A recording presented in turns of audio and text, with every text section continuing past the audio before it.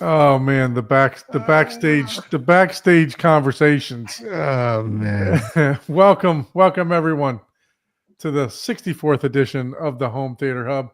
As you can see, we got a packed house tonight. So, welcome back, Mr. Ike. How are you, sir? I am doing well, doing good.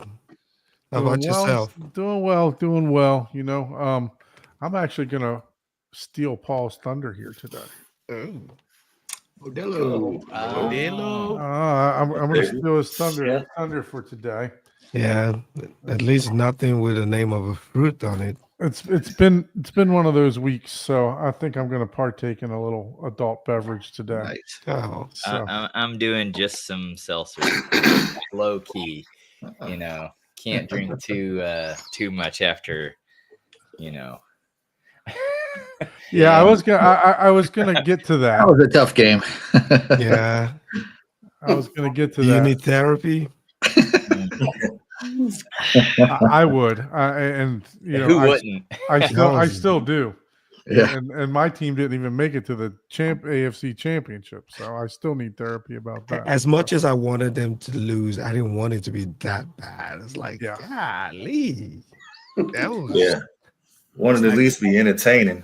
Yeah, it's like, can we at least? It was entertaining for the Philly fans, but yeah, it was a shellacking. That reminded me of the game when I went, and I'm gonna rub this into Chuck because he's a big Buck fan. If he's out there watching, I went to the Bucks game in Tampa, and my Ravens were up 33-0 in like the quarter and a half.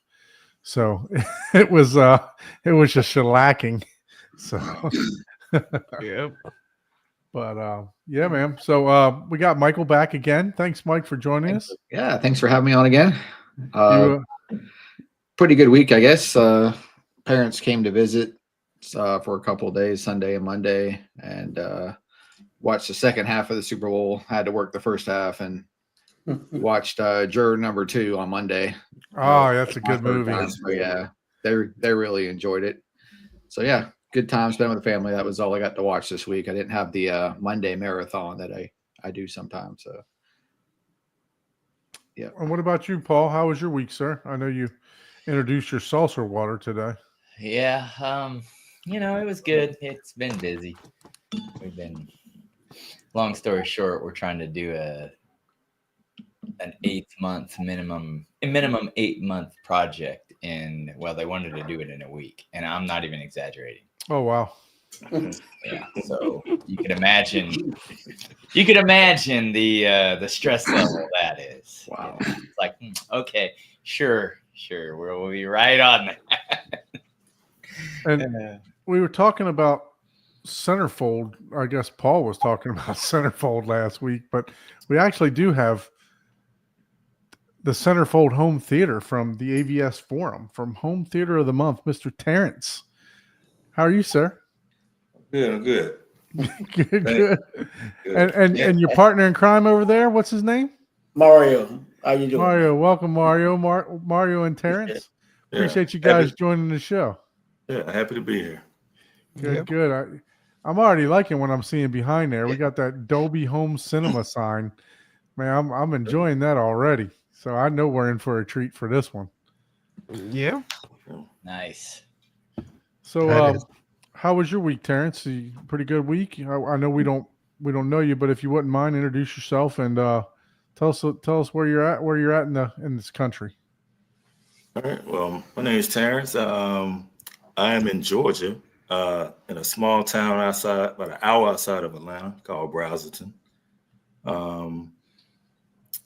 So yeah, that's where I hail. Been here for pretty much all my life. Atlanta is the second home, originally from New York, but as you can see, I still represent the whole team. And like a lot of you guys, my team was sitting on the couch watching it like me. So we have some struggles right now. So the question is it Jets or Giants? Oh, this is Giants. Okay. Yeah. Okay. Man. I'd rather sit on the couch than get that whooping, man.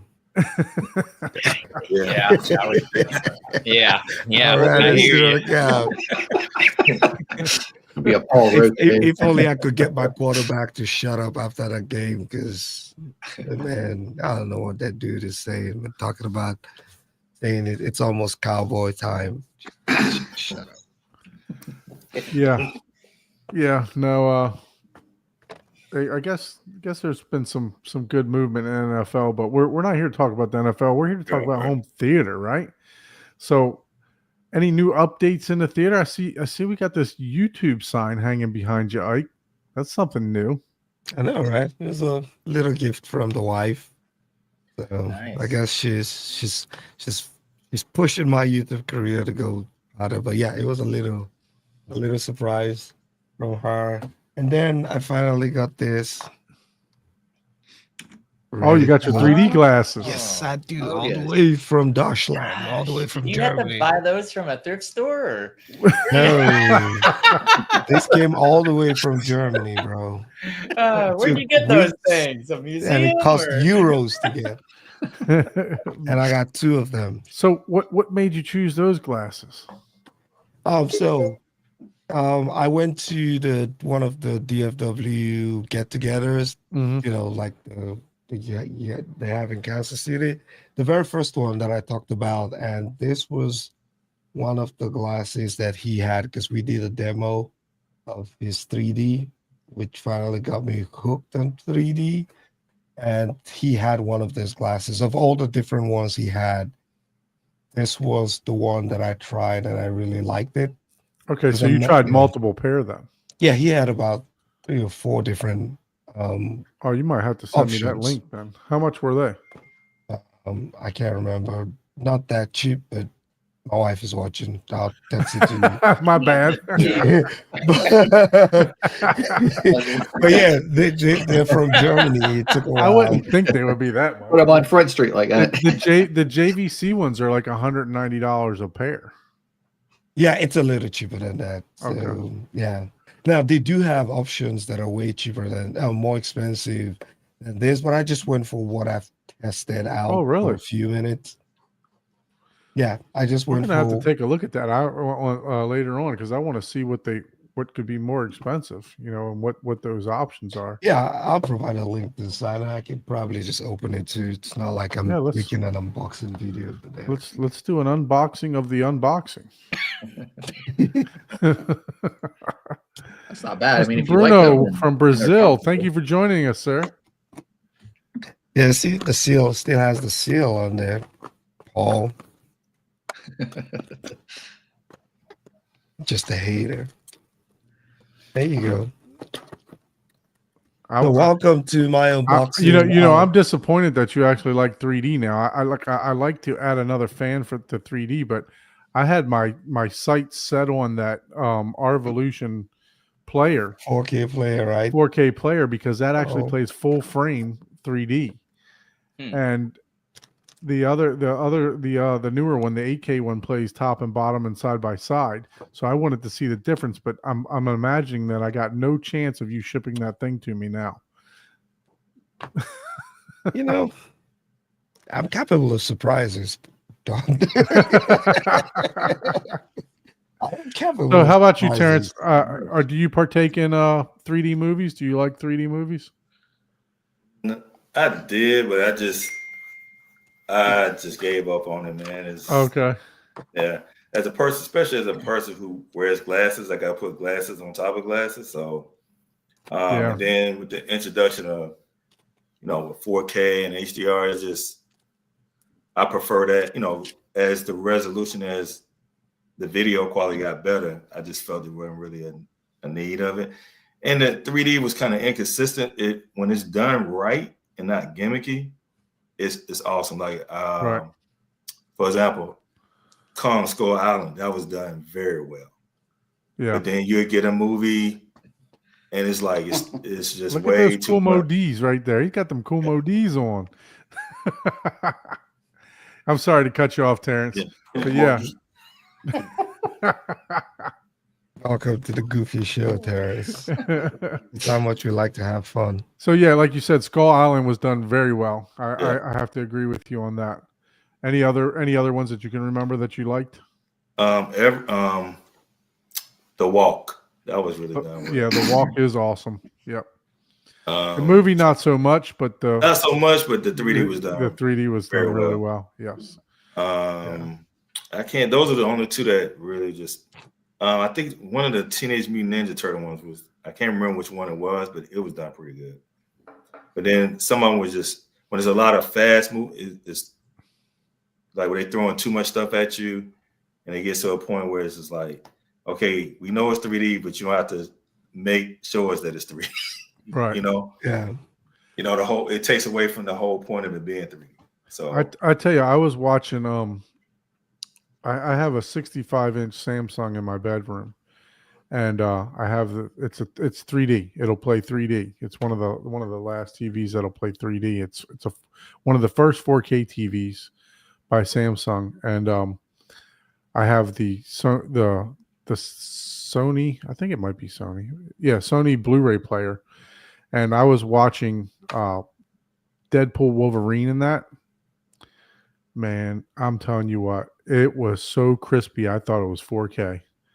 That's how good that thing looked, man. I was overly impressed with that, and it wasn't gimmicky like you said.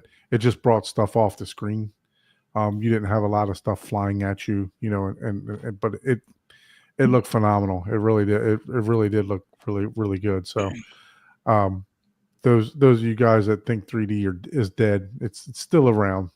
So it's huge. It's huge in overseas. It's not going anywhere. There's no signs of it slowing down. But that's probably you're gonna have to import most of your titles for it. But and that's what I had to do. I think I paid like $70 for that Deadpool Wolverine. But it came with the 4K disc too. So that's the good thing about it. It came with the 4K disc also. So you get both of them compared to here. You would now they used to pack the 4K and the 3D all together for like $29, but they stopped doing that. So, but yeah, so those glasses definitely look interesting. Like I like them. They look good. I tried the brand. It does look like the handle is kind of flimsy, but I mean, for kids, I really want my kids to try this out. So probably this weekend, I'll get them to try some demo and just freak out. And you got the 3D emitter last week, right? Yeah, I did. And it's still not even open. It's still sitting in the box because I was waiting for the glasses to come in. And now that we have the glasses, I'll find something to do this weekend, yeah. The question is, do you have content? I think I have one or two. That's about it. And then I know, I will be getting content from somewhere in Florida. So, but yeah, no, I was just curious if you had anything on hand, that right on hand for that. So, Terrence, give us a little bit about yourself. What got you into home theater? What's the history behind that? What got you into making this journey from the beginning to being the AVS Forum Home Theater of the Month? What month were you the Home Theater of the Month also? So the month it turned out, I thought it was going to be January when he initially said that I got the acceptance for that honor. So, but he said it was a bonus. So we're making it a dozen for 2024. So December. So it's 2 theaters for December, mine and someone else's. So okay. And is that something you had to submit for, or is that something yeah. So I wasn't initially going to submit, but so quite a few of my friends, including Kevin Sorkin, you probably know who he is. He's from the owner of GSG Audio, subwoofer company. Yep. Oh yeah. Yeah, so he was like, man, you should really, he said it several times that I should really submit it. And I had some friends come through. They're like, man, who saw it in person, and like, man, you really need to submit this thing. And I'm like, well, I don't know. I didn't do a build thread over there, so because I just didn't have the time. I think that's probably one of the prerequisites for being accepted for Home Theater Month at AVS. I've been a member over there forever. Okay. So, because I know pretty much every Home Theater Month has a build thread. So when I just reached out one night, man, I said, what the heck, you know? And Scott got back to me a few days later and said, hey, you don't, that's not a rule or anything to have a build thread, but if you just send me some pictures. I said, do you have Instagram? I said, no, I don't do social media. I said, all right, well, let me email you some pictures. And he came back and said, you know, he's pretty impressed with what he saw. And he said, congratulations. Very nice. Selected for Home Theater Month. He said, just look out for my email. It's going to have a questionnaire and some stuff. And we'll just collaborate as I need more information for you so I can write the article.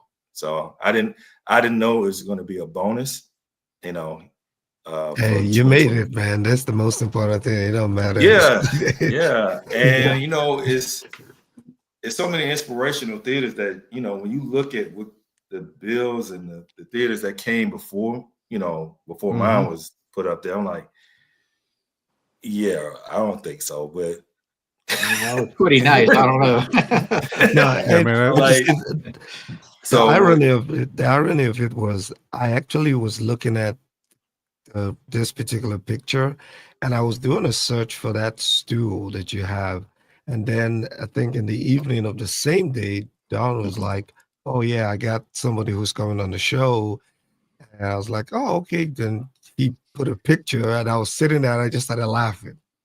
It's like I was just looking at this, man. So yeah, it's trust me, a lot of people have seen this. There's plenty of people that see it, and you know, it's gotten a lot of positive reviews. And I think there's another guy on YouTube who actually made a video of your home theater. So he has a channel where he just talks about different home theater stuff. And he actually did a video, and you know, he was just going through the pictures and just talking about how amazing it looks, you know. And I was watching that video and I was just smiling. I was like, we get to have him live. yeah. Share his link, because I'll check my watch history and put it in the chat, but it's somewhere there.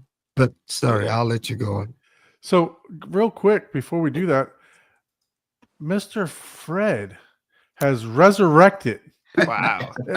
Mr. Fred from the 5th episode, almost 60 episodes ago. What's going on, Fred? How are you, sir? I'm doing pretty good. How are you guys doing? Good. I'm glad you decided to join us this evening. You know, I didn't know this, but you have a fellow gentleman from Georgia here, just outside of Atlanta, Mr. Really? Terrence. Oh, okay. Hey, Terrence. Hey, neighbor. Hey, how you doing? Great. So where are you at, Fred? Are you actually in the A? I'm not in Atlanta. I'm in Conyers. Oh, so I used to live next to Conyers. Okay. Yeah. No one knows what. I didn't know what Conyers was until I moved here. Right. You don't ever hear anyone say, "I'm going to Georgia so I can go to Conyers." You just don't. Right. Well, Atlanta is so spread out that if you've been here long enough, you know the story. You know, so it's so spread out that no one really. If you say something outside of 285, which is the 285 is the bypass, so it's like a circle. Anything outside of that, if you say that's not Atlanta really. But if you say you live in anything outside of 285, people like, who? What is that? So you just say Atlanta. Because everyone knows what Atlanta is. And you know what? Absolutely. No matter what I tell people, whenever I say I'm in Conyers, they go, "Oh yeah, you're in Georgia. You're in Atlanta, right?" And I'm like, "Okay, yeah." So Fred actually did a tour with us a little while back. Well, it's been almost, like I said, 59 episodes ago, so 59 weeks ago. But he's been a long friend of ours from the Daily Hi-Fi show, and I was actually backstage with them, and that was just to give some homage.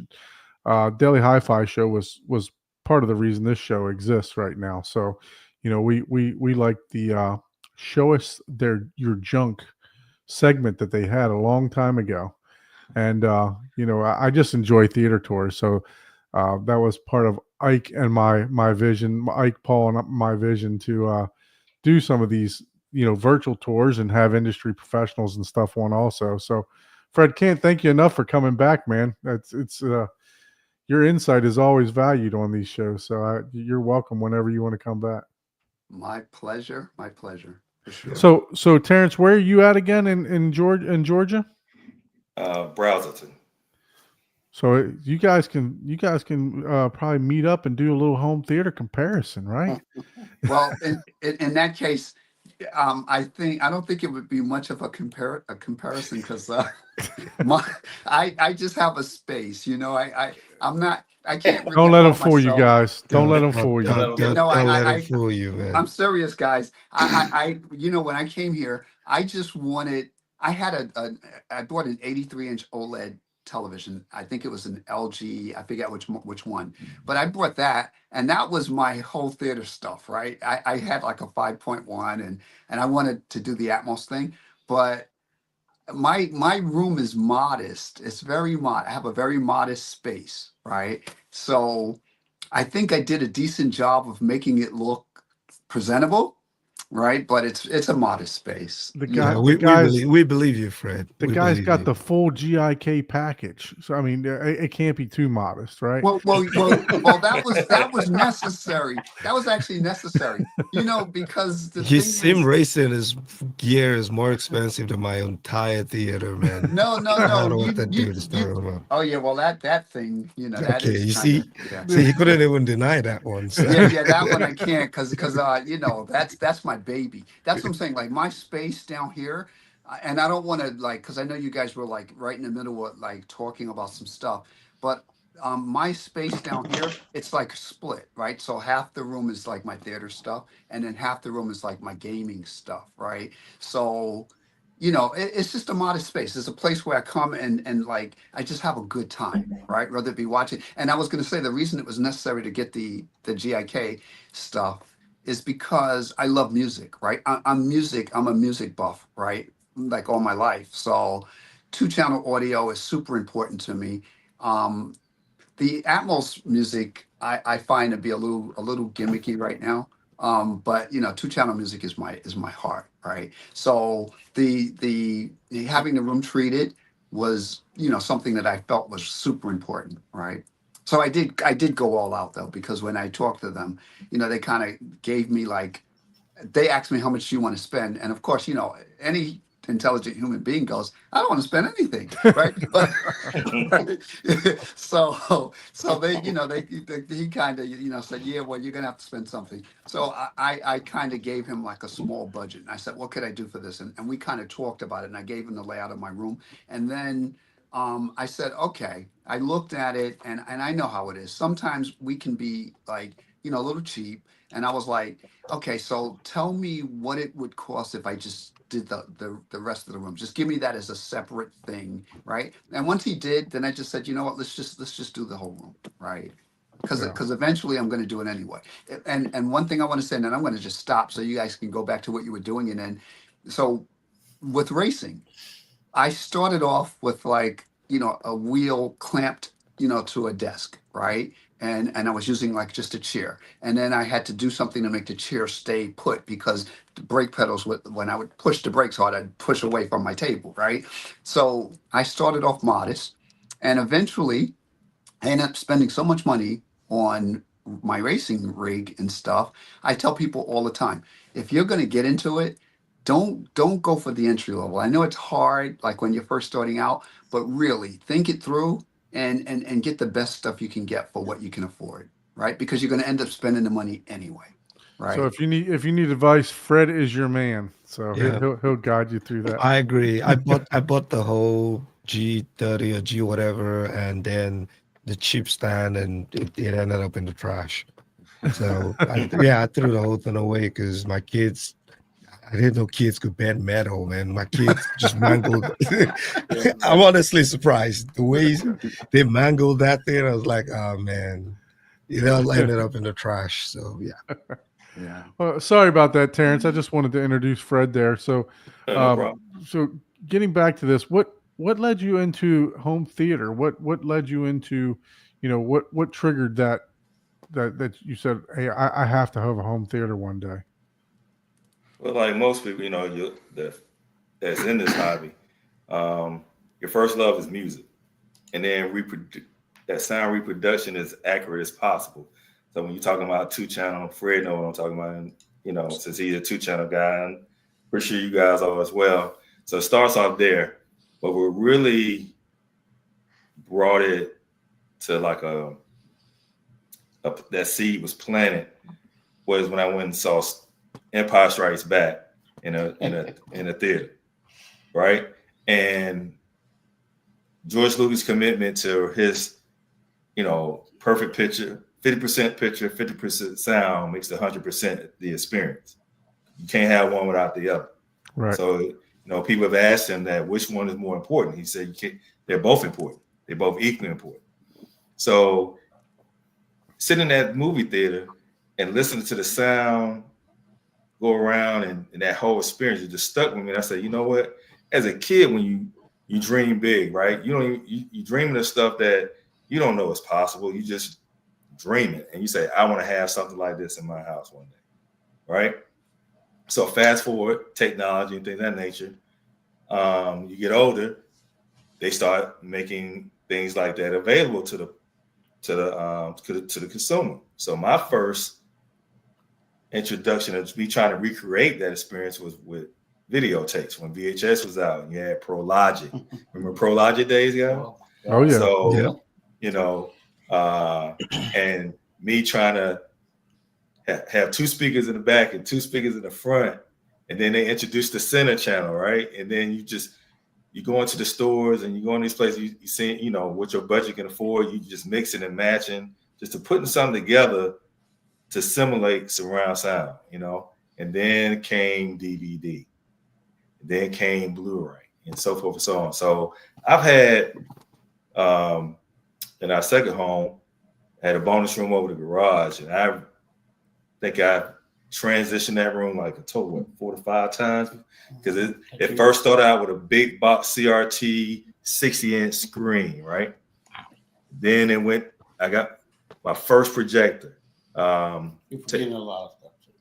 Well, between the 6.1 after 5.1. Well, this is 6.1. Right. I didn't do 6.1. I skipped right over that. I knew that was going to be a one and done type thing. So, my first projector was a in-focus 480p projector. You guys remember that, dog? That everybody on the forums was like, "This is the one." Like, it's so cheap. You can't believe that in-focus made something that's this good.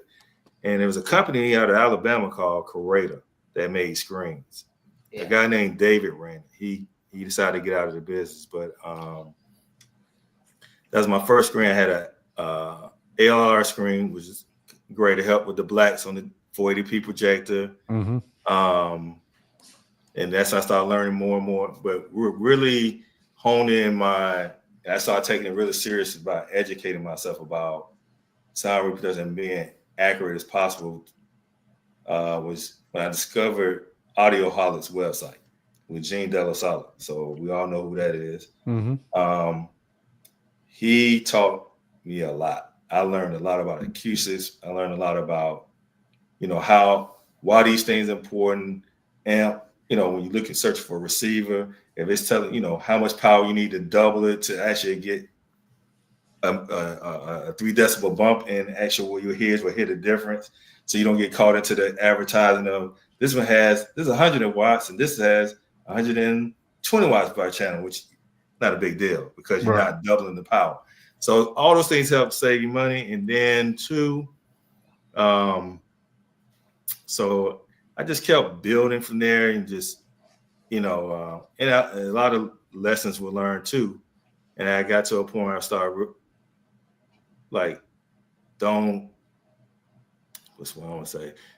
Don't settle, right? Get what you want. The amount of money I spent on just settling, just to pacify myself, and I end up buying what I wanted in the first place. If I would have stacked that money and had a little patience and saved up, I could have got what I wanted instead of just, oh, I got this receiver, but I ended up with, because I can't get the one I really wanted when I went into Circuit City or Hi-Fi Buys or some of the boutique stores here that dedicated to home theater. And Atlanta does have a lot of those. Like, they some come and gone, but they, you know, others have taken their place. But you go in and get to really experience a lot of high-end, mid-level to entry-level, and you just get to just hear so many different things to find out what you really want, like, and what you don't like. Yeah. That's been my journey, man. I just kept trying to what my budget would allow me and what I could do, just get the best of what I could afford at that time, so I could have the best theater experience because of my passion for the hobby. So, and as we always say, there's no such thing as a cheap hobby. And depending on how far down the rabbit hole you want to go, because it's levels to all of this. You can be a casual listener, you can be an enthusiast, or you can be a foul. You know, so it just depends on where you land in those areas. You know, if you get bit by that bug, right? It depends on, you know, how bad it can be for you. So, so how about your partner? I'm deep in the rabbit hole, as you can see. So. Nah, you probably don't jump. I said now we got a raccoon hole. You got to go. You start off in a rabbit hole, and then you go so deep, and it's like muddy and murky, man. It's like you out there just scratching everything. But before we jump, we got a super chat from Bobby Digital. I just wanted to make sure. Thanks for the $5 super chat. Says, my dude T, what's up? Congratulations on the home theater of the month. So you got a bunch of fans out there, man. So, Bobby Digital, he's a good friend too. He came to visit and he experienced the Dolby Home Cinema. So he got a chance to check it out and I respect that guy, his feedback, because he's been in the game a long time too, and he knows his stuff. Come down and tell me his thoughts on what he thought about it, you know, that meant something. So, you know, what certain about people Frankie? Frankie says you got to Frankie, matter of fact, Frankie was with him when he came. So, there we go. Okay. Yeah. See? There we go. Yeah. So how about your partner in crime over there? What involvement does he have, and what is his journey into the home theater? Well, my involvement in it, I was pretty much like. You gotta introduce yourself. I'm Mario. How you doing, everybody? You're good, man. You're good, Barry. Go on, man. But my involvement in it, I was pretty much like the project manager or the overseer, pretty much, of the entire project, pretty much, from the framing to the plumbing to the flooring. Everything that went into it, I had a part in it. As to either scheduling it. Well, hold on, let's talk for that. Before we jump off of that, you got to tell him. Now, see, he into this stuff too now. I am. So he loves home theater. So it's not like I'm like Frederick. I'm modest too. I'm not. I hadn't went down this rabbit hole just yet, but you know, I got my feet wet in it. But I'm not deep in it like this guy, not yet. But it's on the horizon.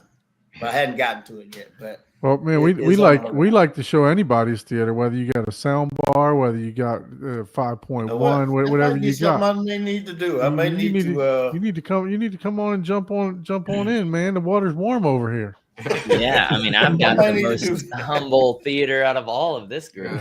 You haven't seen mine yet, Paul. A little apartment theater. That is true. I don't watch our own. You can't look, this man's got a kaleidoscope in an apartment. He's good too. Yeah, I was gonna say your one device is more expensive than my whole theater. So don't be giving me that. I know, right? That's what I'm saying. Don't I'm let him glad be you modest either, because I think he's got about 3 or 4 subs in that apartment theater too. Yeah, 3 subs. Yeah. Scaring the life out of the That's neighborhood. what I'm saying, man. It's like, no, I'm pretty sure I got the lowest key of all of them. But I don't know, Mr. 8. clarified, I don't know, Mario. Mr. 818s. I thought you I know, that right? will be in the future. Yeah, I mean, I thought you were Terrence's bodyguard for a while. I was like, who is this? He's so popular. He's got a bodyguard. Like, what's up with that? Like, who is this guy? He's like, no, I don't need to introduce myself. I'm just here to beat you guys up if you say anything bad. I'll come hunt you down. No, so you dabble a little bit, Mario, and you said that you were. So are you an integrator yourself? Or are you a contractor? Or how did you get involved with the project? Well, I've been knowing Terrence for a while. I work for a local builder. I've been working for a local builder for years, and I know the ins and outs of construction and how it's constructed, how houses are constructed. So when he came to me with this idea that he wanted to do that, and he said, "Man, I want you to be the project manager on this process." I said, "All right." And I didn't realize that it would happen so fast, but when it happened, it took a minute to get everything in place. But once we got everything in place, some stuff start happening fast. But as you know, when you build, you're gonna have setbacks and all the perks and hang-ups that come with building. Whether you build an entire house, or you build a theater, you're gonna have setbacks. So I had to start rounding up. At first, we had plans, the plans that Terrence had, and so on that part, so when we decided to get the house built, I knew I wanted a basement because I always wanted a basement, so I could just do what I want to do, and I knew I hate moving. This is the last time. I'm not doing this no more. I told my wife, "You can bury me in the backyard. We're not moving no more." I was just like, "This is it." So, Steven, I know him for a long time. I actually kind of, I consider Steven a friend too. Steven Smith from Home Theater Gurus. Yeah. I learned a lot from him as well. Shout out to Steven. He's such a stand-up guy. Reached out and started talking to him about it. Once I got the blueprints from the builder, gave him the blueprints, said, "Hey, let's go ahead and start doing this." And he's like, "Okay." So we start planning it out, how we're going to lay it out. I would come out when the house is in construction. Yeah, "Hey, can you measure this for me? Can you get this? How far is this from this?" I see it on the blueprints, but I just want to make sure, so if you go to, hey, Ike, if you can go to the open, okay. So to the Instagram, is that to the Instagram so they can see. Yeah, let me pull that up. Just give me a second. And so this is the space. So one thing what I like about this builder is they don't put a lot of pre-made studded out walls. So it's just a big, you just go through all the different pictures there so they can see the open basement. They got beams. So it's 2 support beams that hold metal beams that steel beams that hold the house up, with 2 small posts that attach to them. But everything else is wide out. And this, what you're looking here is if you looking at the screen, this is the screen wall. Those windows are covered up completely. On the left side. That's on the left. We got 2 sets of windows on the left side of the room. So the orientation of the room was supposed to go back to the other. If you go to the right, Ike, I'm sorry. No, you good. Yeah. So the room, that actually was going to be the screen wall, right? Where the window is. Where the window on the right. That's where the screen wall was supposed to be. And you can see the beam up there. That's the first beam that holds the house up. So you were going to run this screen wall was going to be on the windows, and you were just going to run it narrow like this. Right. Yep. It's going to be rectangular. But you see the plumbing right there, the studded plumbing for the full bath. Mm-hmm. That pipe for the sink was in the way. Yep. They would not move. I tried to get the builder to move the pipe 2 feet, and they would not do it. Wow. So So you didn't, man. I just put a seat cover on that thing, and I wouldn't even have to move.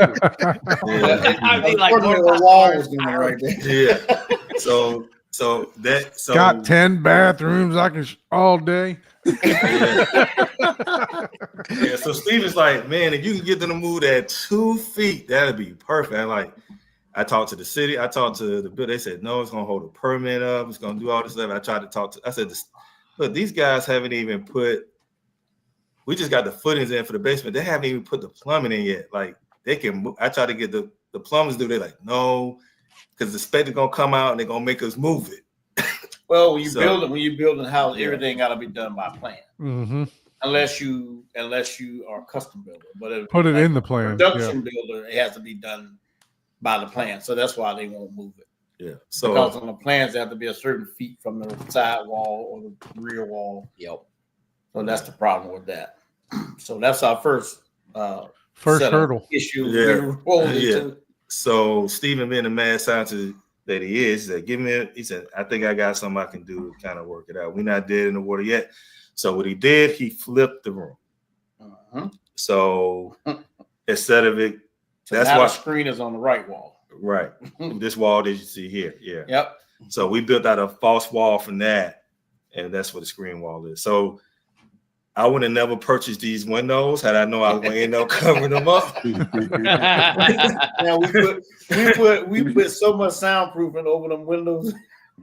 Yeah. So it got Maslow's vine on them, insulation, all that is in there. So and actually was the triads were perfect for the wide because it sits right in there, right in the middle of that window on the right. On the right, on the wide sit. Yeah, it's perfectly in there. Because instead of it having to be on a stand or sitting in the room, so it went perfectly in that window. So that was one of the many compromises. But I ended up cutting this pipe flush with the floor, and then we ran the 2x4 right over it for the right side of the wall where the right wide is. So if we go to the next set of photos, we can get into that. But yeah, so that's the beam. That's the pole that's holding on top. That's holding the first beam up. That's still part of the screen wall to the left. So what we had to do with these beams, since they were going to be in the way, we had to build the wall out.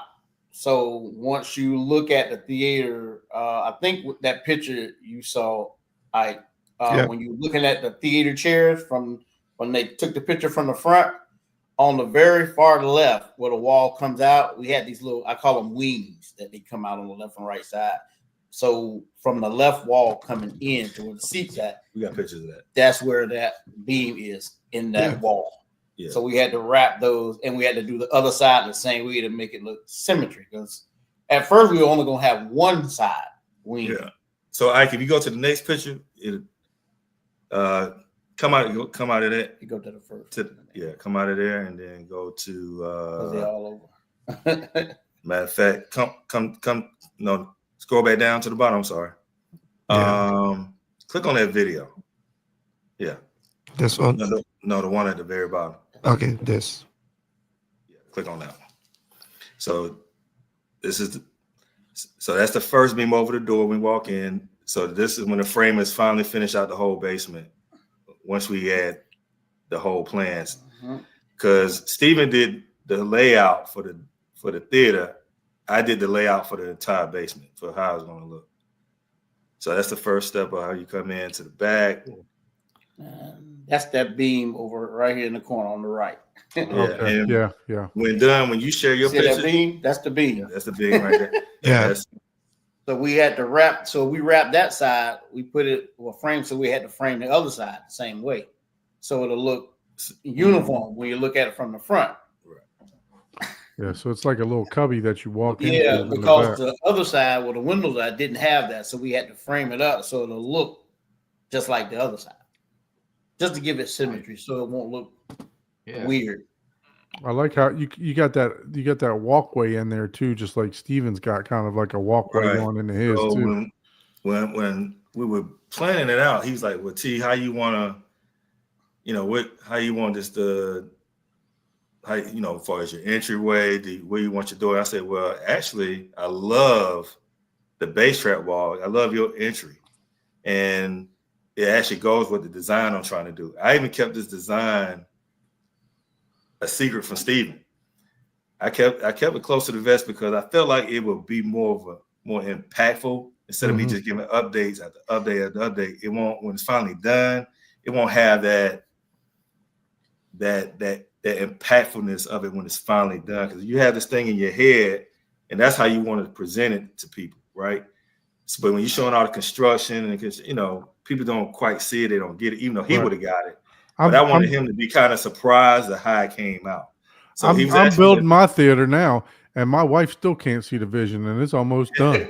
Well, actually, we were going blind actually because we didn't know how we want to lay this out. We knew the plans were, but so I had to get my framer, and then we had to look at it, and then we had to build all this on the fly. We had to come up with how we was gonna wrap the beam, because we got a beam in the back right here, right above that little platform. If you look up, there's a beam there, and then once you go in, see the beam, there's another beam to the left of your mouse.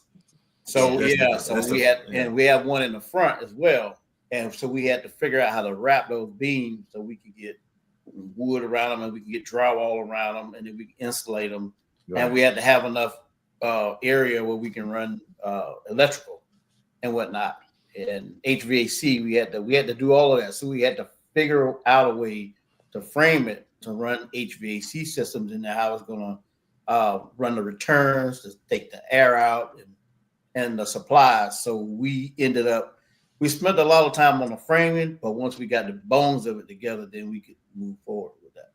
And the funny story is the framer he was so frustrated. So we put him through the ringer. He did not understand. I'm like, look, I get it. You get the blueprints from the builder and you just build, hey, this is a room, this room. You got to understand, this is custom. This is not what you used to do. Trust me, just look at the layout that he got and just, it doesn't make any sense. I'm like, it's going to make sense. Trust me. It just, he was pretty, it took him a minute to grasp what we were talking about, what we were doing. But once he got it, they knocked out they framed and knocked the whole basement out in 2 days. Wow. Damn.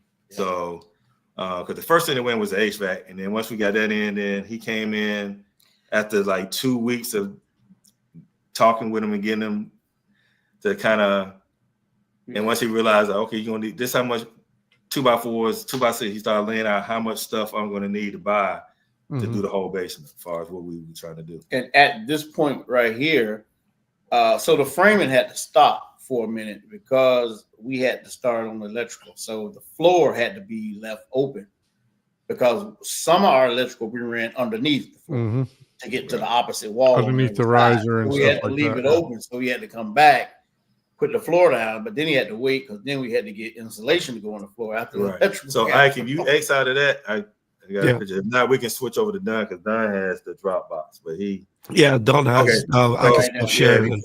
Yeah, you click on the picture where you see the framer right there in the picture. Yeah, right there. Click on that one. So he came back once we got the insulation to put into the subfloor for the riser. Then he came back out. Dude, you got a whole base trapped out there. That's a lot of insulation, man. It was. I think that was like 30 R30 or R38. It filled up the whole cavity. And that floor is a foot. Were there 2x12s that you used there, or 2x6s on top of the 2x6? Those were 2x12s. Yeah, that's what I used too. Yeah, those 2x12s. Okay, I go ahead and hit the arrow to the right there. Yeah, there's more pictures in there. Oh yeah. And you just used 3/4 inch plywood for the decking. Yes, 3/4 inch tongue groove. Man, you use as much insulation as 2x4s, man. This back wall in the back, that wall that's actually the edge of the wall. And then we built the wall in front of that one. Yeah, we got another wall in front of it. We built the false wall in front of that back wall back there, and then we had the gap in between. We had to fill the entire gap up with insulation as well. And in the ceiling, you see the builder, he put R12 in the ceiling. Yeah. And then we put more insulation up in there.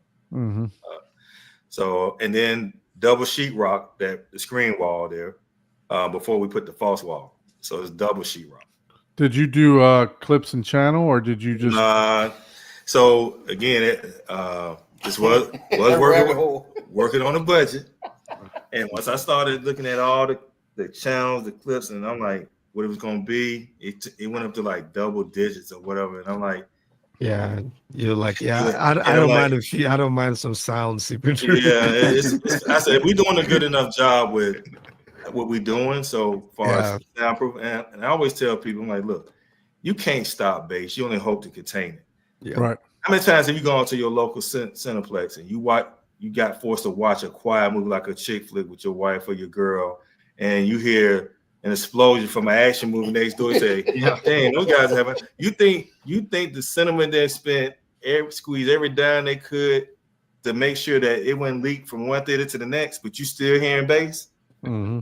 Yep. So this is the most quietest room in the entire house. It's the most overly built room in the house, and it's kids that go down the street bumping their music. You still can hear them going down the street inside the theater. Oh wow! Mm-hmm. Like, so, bass gonna do what bass do, you know. So, as far as like any like highs and mids stuff like that, don't really escape unless I'm like near reference or something like that. Right. Or the door is open behind me or something like that. But it's pretty solid in there as far as sound containment goes. Best without the hats and and I think, you know, as much as we always focus on keeping the sound in, right, being able to keep sound outside from coming into the room and distracting you, you know, is equally as important as, you know, keeping the sound, containing the sound inside. So I think with this too, it's going to be very, you know, I'm sure, you know, you're able to cut down a lot of the external sound from even coming into the room. So the noise floor in there is very low. So I mean, you got a ton of insulation in there. I mean, also with the clips and the hat channels, we want to keep it because they're 9-foot ceilings. We want to keep it kind of high, but those hats and a channel, because you got to put two pieces of drywall up. After you do that, you got to put a drywall up, and then you got to put another piece of drywall after you put the hat and the channel and all that. So it's going to drop it down, not much, but you're probably going to lose it about an inch and a half. Especially on the second row, because you're already a foot up. Yeah. So that's another reason why. Now that's one thing I'm jealous of Steven. I'm definitely jealous of his ceiling height. Yeah, no, what's his like 14 feet, I think. That. I think it started at like 16 feet before he was done. Yeah, when it was raw. And I think he has like he built his whole place too, like almost like a barn dominium, right? He just had a big open metal his building. House his is custom. Like it's a true custom build. Yeah, so. And we was gonna have one of these little risers in the front. I call them wing risers. It was only gonna be one at first, the one on the left. And I said, you know what? And I said, why don't we put one on the right to make it, you know, to wrap the chairs. And then over the beam up top, we built boxes around and the boxes just was going to go around the beam. But on the edge of the beam, I said, why don't we kick out some boxes to make them match the low wings on the floor. So, Aki, if you go to the next set of pictures, where the sheetrock comes in. So this is a video. You play this video, I think. Yeah, this is pictures of the installation. More pictures. What insulation did you use? Because this is our. What was it? Was it our? See the video right there to the right? This one? Yeah. Click on that one. Okay. So this is when I came and took a video of it. This is when the R13, guy I think. He was actually putting the insulation. He was actually in the theater part putting the insulation in. This is the closet for the audio. So we spray painted the windows, and then packed it full of insulation, and then a board, and then she rocked it, and it was done. So is there any so there's no way for you to get to the windows if you ever had No, an issue? it's no. There's no window. There's no window.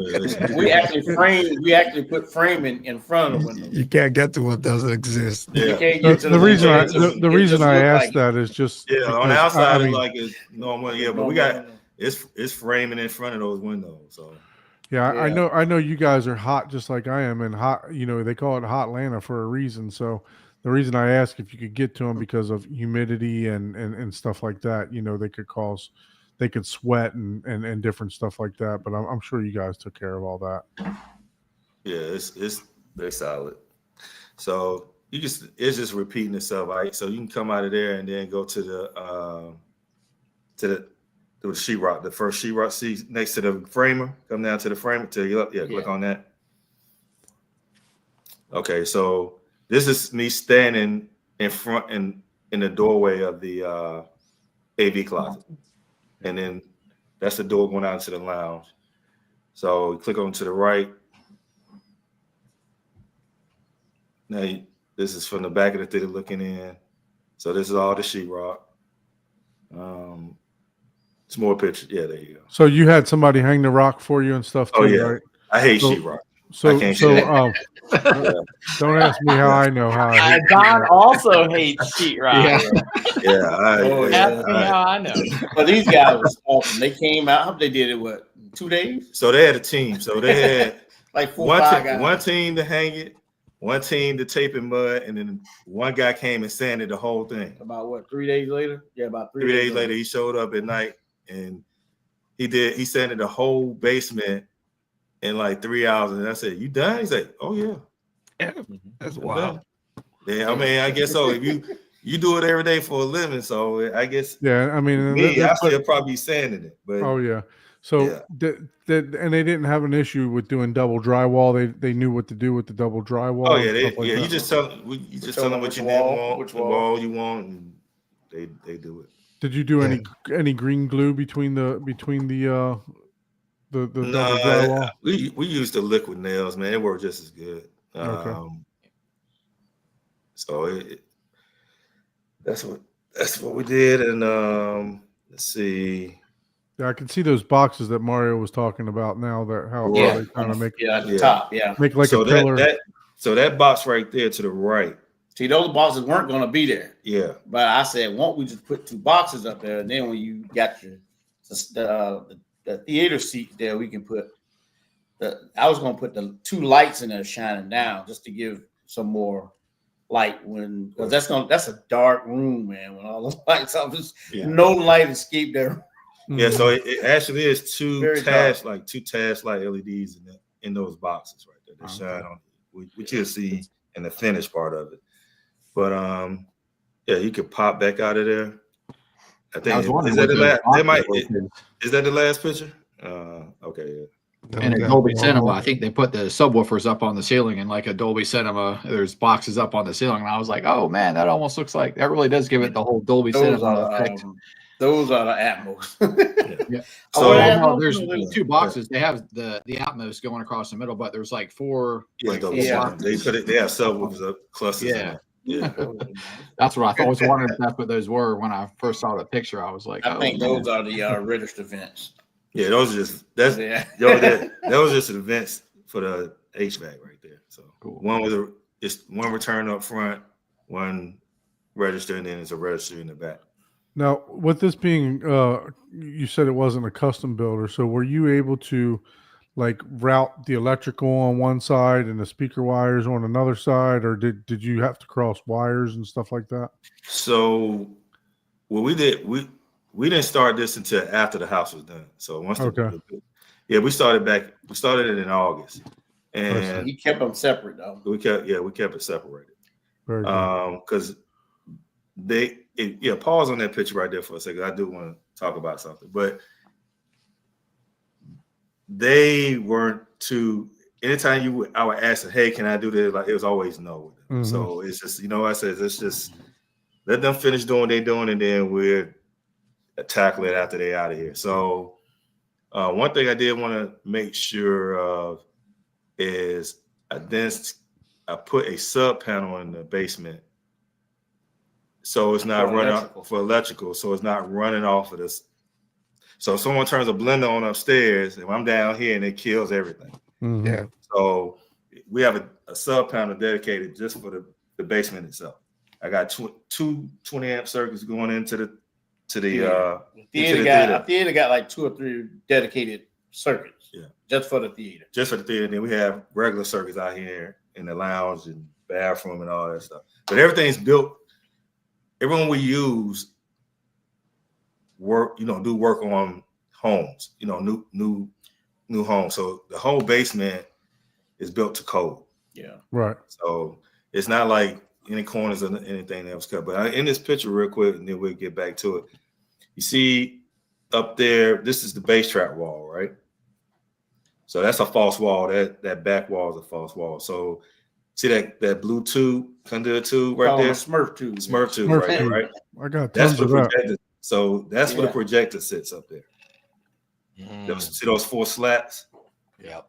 2 by. Yeah. So just want to show you when you ask where is the projector, so it's up in there. And we have cork board covered with DMD black fabric so it can breathe and all that, so it gets plenty of circulation up in there. That's a good idea to use that cork board. I didn't think about anything like that. That's pretty. Steven Smith. That was a Steven's idea. We stole that from Steven. Yeah, he did the exact same thing he did in here. So, and man, he's like, yeah, I just use. Cause we said, what'd you use? He said, oh, I just use a cork board. So we went on Facebook Marketplace, found somebody who just had a bunch of them. Other than that, we was going to have to get track to go up there, and then we got to just use track and use the fabric and put it in a track and just the fabric mate. Leave the 2x4 up there and probably spray them black and then use the tracks on each section and then go across it with the track. Right. That's the only other way. Yeah. But the cork board was a lot cheaper. So we got a quick question. Easier to work with. You can move it. We got a quick question on the HVAC. So do you have separate or is it a combined HVAC? What do you mean? Is Does it have its own unit for the basement? The unit is for the entire basement. Okay. The HVAC unit for the entire basement. Yeah, it's separate from that. Upstairs, yeah. But I guess he was saying, does the basement have and the theater has its own separate unit? For no. Actually, we got it a tad bit oversized. It should have been like a 1.5 ton, but we got a 2 ton system. Okay. Yeah. To do the basement. So actually, it's oversized. So it really doesn't run that long. Whenever it comes on, it cools it very well. And it heats it very well, and it doesn't run that long. So this bill is gonna be really, really, especially with all cheap. that insulation. Yeah, the air ain't going nowhere. Yeah, and it doesn't run that long when it's on. It doesn't run long at all. And it's 2 different temperatures. The temperature out in the theater is different from the temperature out in the lounge and bar area. So what I usually do is just when it gets a little warm in there, whatever, I just turn on the fan on the system because it's Google Nest. I just turn it on. I need to get my program is going to eventually put it on my Control 4, so I have to use my phone, but it's still network, whatever. So I just tell the fan to run for about 30 minutes, 15 minutes, whatever, and it'll pull the cool air that's out here. So if it tells me it's 67 or 68 degrees in here, and it's 70 in there or 72 or whatever, it'll pull the cool air that's in here and pull the hot air out of there, and it'll cool the room down like that. Okay. So it's not, and if I do turn the AC on, it'll drop the temperature in there really fast, super fast. So it won't run long. It'll cut off very quickly. So, let's see, what's the next set of pictures there? Okay, that's more sheetrock. So this is the rack room. So that's where all the speaker wire and all of the power and whatnot is going to be all the way in the back. So that's a bunch of speaker wire hanging out. Yeah, it ain't pretty right now, but it's everything is. I think we use what gauge 12. Yeah, we ran 12 gauge. Yeah. All right. So yeah, that's it for And this. you ran the wire after the drywall, or did No, you- No. He just cut a hole and put the drywall up and pull the cables through Oh, okay. the hole. Yeah, that's how he did it. So yeah, that's it for that set. All right. Yep.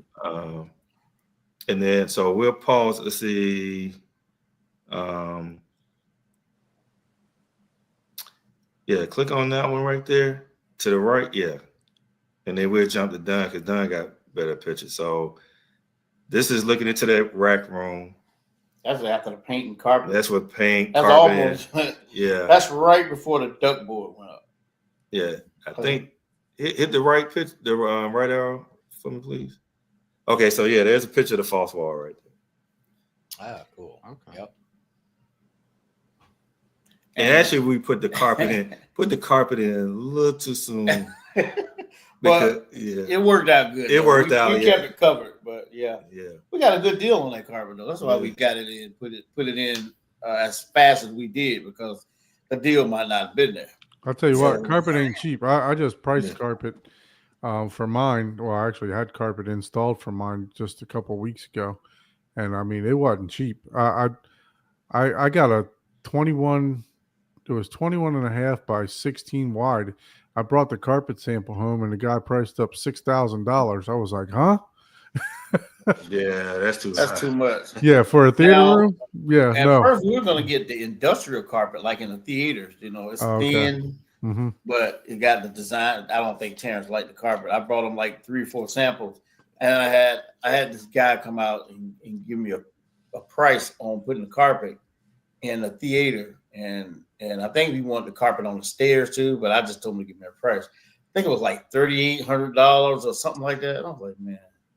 So the builder I work for, I went through the flooring company that we use and picked out some samples. And I forget how much we paid for it, but it was a lot cheaper than with the first guy wanted. Yeah. A lot cheaper, almost half. We got lucky too because when I was looking at Home Depot, so I went to Home Depot, found They actually got decent carpet there. Yeah, so I found the one that I wanted. It just so happened his guy could get that carpet, but I had Home Depot come out and do a whole 3D scan of the room so I could know exactly, so I could shop around and see, you know, who gonna give me the best price because I'm allergic to anything that's MSRP. I can't do it. So whoever come with the better quote, they get the job. That's how we did it. So got lucky when he said, my guy, he can get the carpet. They use the same carpet that Home Depot sells, so that color you want, we get it. Because when I was testing it, I want to see some carpets, no matter how dark they are, whatever, they will reflect light, right? So when I was testing them out, this carpet did not. It's jet black, but it does not reflect light from the screen at all. Like it.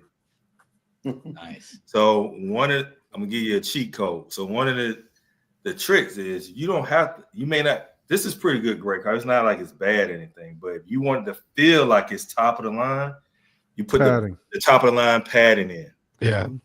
And that's how you. So I went with the best pad you can get.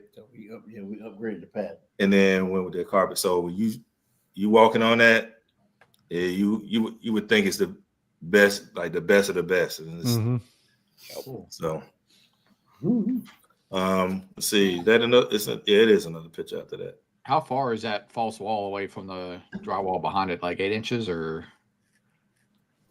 I think it was like a foot. About Wasn't a foot. Okay. I think it's under a foot. It might be about 8-9 inches or something like that. Yeah. 8-9 inches. Yeah, it's not much. And the frame, of course, What deep was it? they 17. Deep? The dimension? Yeah, 17. Because they fit all the way in. Yeah, they 17. So it must have been 17 then. Well, if the subs fit in there, yeah, they 17 inches deep because they fit flush with it.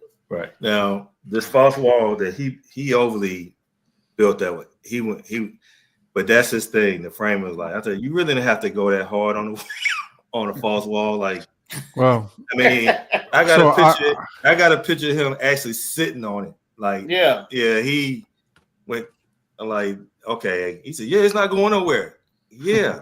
It's a false wall, but it's not. I mean, it would be a real wall. He built the wall like he was getting ready. Yeah, but you're better off because I know somebody that built one, and they're going back and adding bracing now because it reverberates. Yep. So well, this not this one. Yeah, and then okay. So this picture, the wall.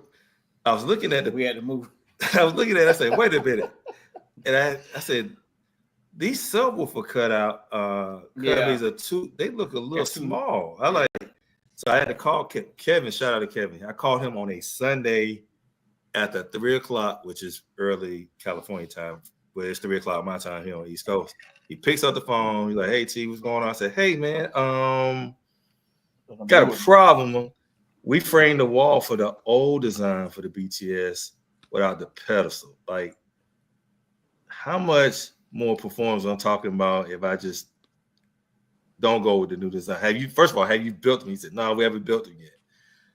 And he said, if you can get the wall redone, please do it because the new boxes are better performers over the ones with the stains. Said, if you're going to redo the wall anyway, because you're going to put the pedestals on it, it's still not going to be wide enough. So you might as well just go ahead and redo the wall. So call him back. So I had to call the frame back out and explain to him why the wall got to be redone, and he redid it where we could slide the BTS, the longer ones, because they're like 6 feet tall, right? Yeah, they 72 inches tall, so that's 6 feet. Yeah, so laying down on the side so they can slide in there. Wow. And they sit on 2-inch duckboard, so they like not even touching the floor. They isolate 2 inches off the floor. I don't even want to know what the frame I got your number saved as, man. Luckily, he's a good friend of mine. Yeah. He's good. He a good guy. He's like, but once I broke it down to him, explaining to him why we were doing our stuff, he was open to it. And then once he realized what I was talking about, he was like, "Oh yeah, man, I got to come back and see." He's like, "I got to come back and see this room." So, which he ended up coming back, and once he saw it all, he's like, "I get it now." He said, "Because I thought you were crazy." So I know he thought I was crazy because the stuff I kept asking him to do, like for the wides. I said, "Man, build this box so when we put the duckboard in, we don't have to build I want the box to be flush with the duckboard." And he was looking at me like I was crazy, so he had to cut down like a 2x6, and then he had to cut it. He had to rip them down so they'll be the right width. The angle, yeah. Right. I had him do a lot of silly stuff, man, but it worked out in the end. He knew what it was for. He had to come back quite a few times. We had to call him back again because when we called in the fabric, when we get to, I'm probably jumping ahead, but when we get to that was a whole thing too. But the fabric track, I'm not listening because I'm about to go there, but yeah, man, I'm holding my ears. Man, that fabric. Let me tell you, that is the most. What, the installation or the buying it? The installing it, man. It's so. Oh, we hired that out. Yeah, we didn't do that. Yeah, but I looked at every YouTube and nobody was showing you. Yeah, there ain't really a lot out there. It's easy once you see it, but it's tedious. And when someone who does it for a living got all the little tips and tricks, and it goes about fast, and they know how to stretch stuff out. Because I thought I had enough fabric track, but he said, "Oh, you don't have enough, but don't worry about it. I know how to stretch the stuff out with the scrap pieces." You think I would have no YouTube video out there showing you that you can do that?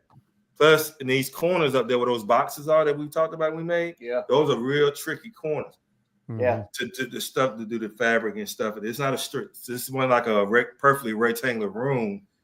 Yeah. So he definitely did his thing. He's done quite a few studios for celebrities here in Atlanta. So he was name dropping like Ludacris and a whole bunch of other people. And I'm like, so he knew what he was doing. He knew what he was doing. But he definitely frustrated me too. But we'll say that nugget for later on. Oh man. So let me see, click out of there. Let me see. We may have to switch over to. Yeah. So let's switch over to Dunn. Yeah, so I'll stop sharing. And then we'll come back to the Instagram.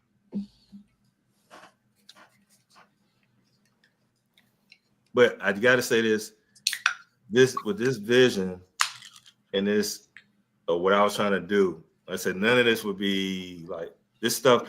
It starts off in your head, then you put it on paper. Because I always, like I tell my kids, I'm like, your goals, you out of sight or out of mind. If you don't, it's like a vision board. Anything that you have, you say, yeah, I know my goals, I know what I want. But if you don't see them, you're not going to achieve them. Yeah. So when you take these thoughts out of your head and you put them on the paper, you can see them. They subliminally burn into your mind.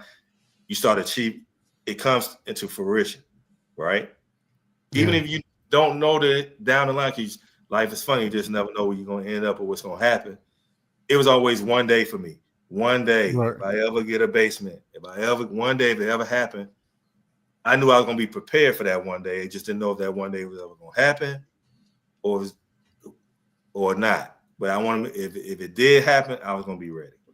So if you quote that you had up there on your Instagram that from like Mo something about having faith and the whole process or whatever, that was really cool. I like that. That quote. So hey, Doug, click out of that one. I want you to let's go back to let's see. I think all these were on Instagram. Okay. Go back to that one. When he was done. You go back to that one. Which one? The one he was just on. Okay. Well, they kind of mixed in. Kind of scroll up for me, Don. Keep going all the way to the top. Let's see if I put any construction photos up there. And yeah, I did. There's one right there. Okay. Click on that one right. Yeah, that one right there. So this is when he came. This is right after when he came in to redo the wall. See how the cutouts now at the bottom? And we had to move one of those for the left and right. We had to move. We had them where they would be too close, so we had to move them. The piece of 2x4, we had to move it out a little bit, right, to get the left and right, so we can tow them in a little bit. So we had to go redo that, and then we had to. Cause you can see those openings for the subs are a lot bigger, larger than they were. So we had to take all of that black felt paper. Well, it's not felt paper. It's only thing it is fabric, like landscape fabric.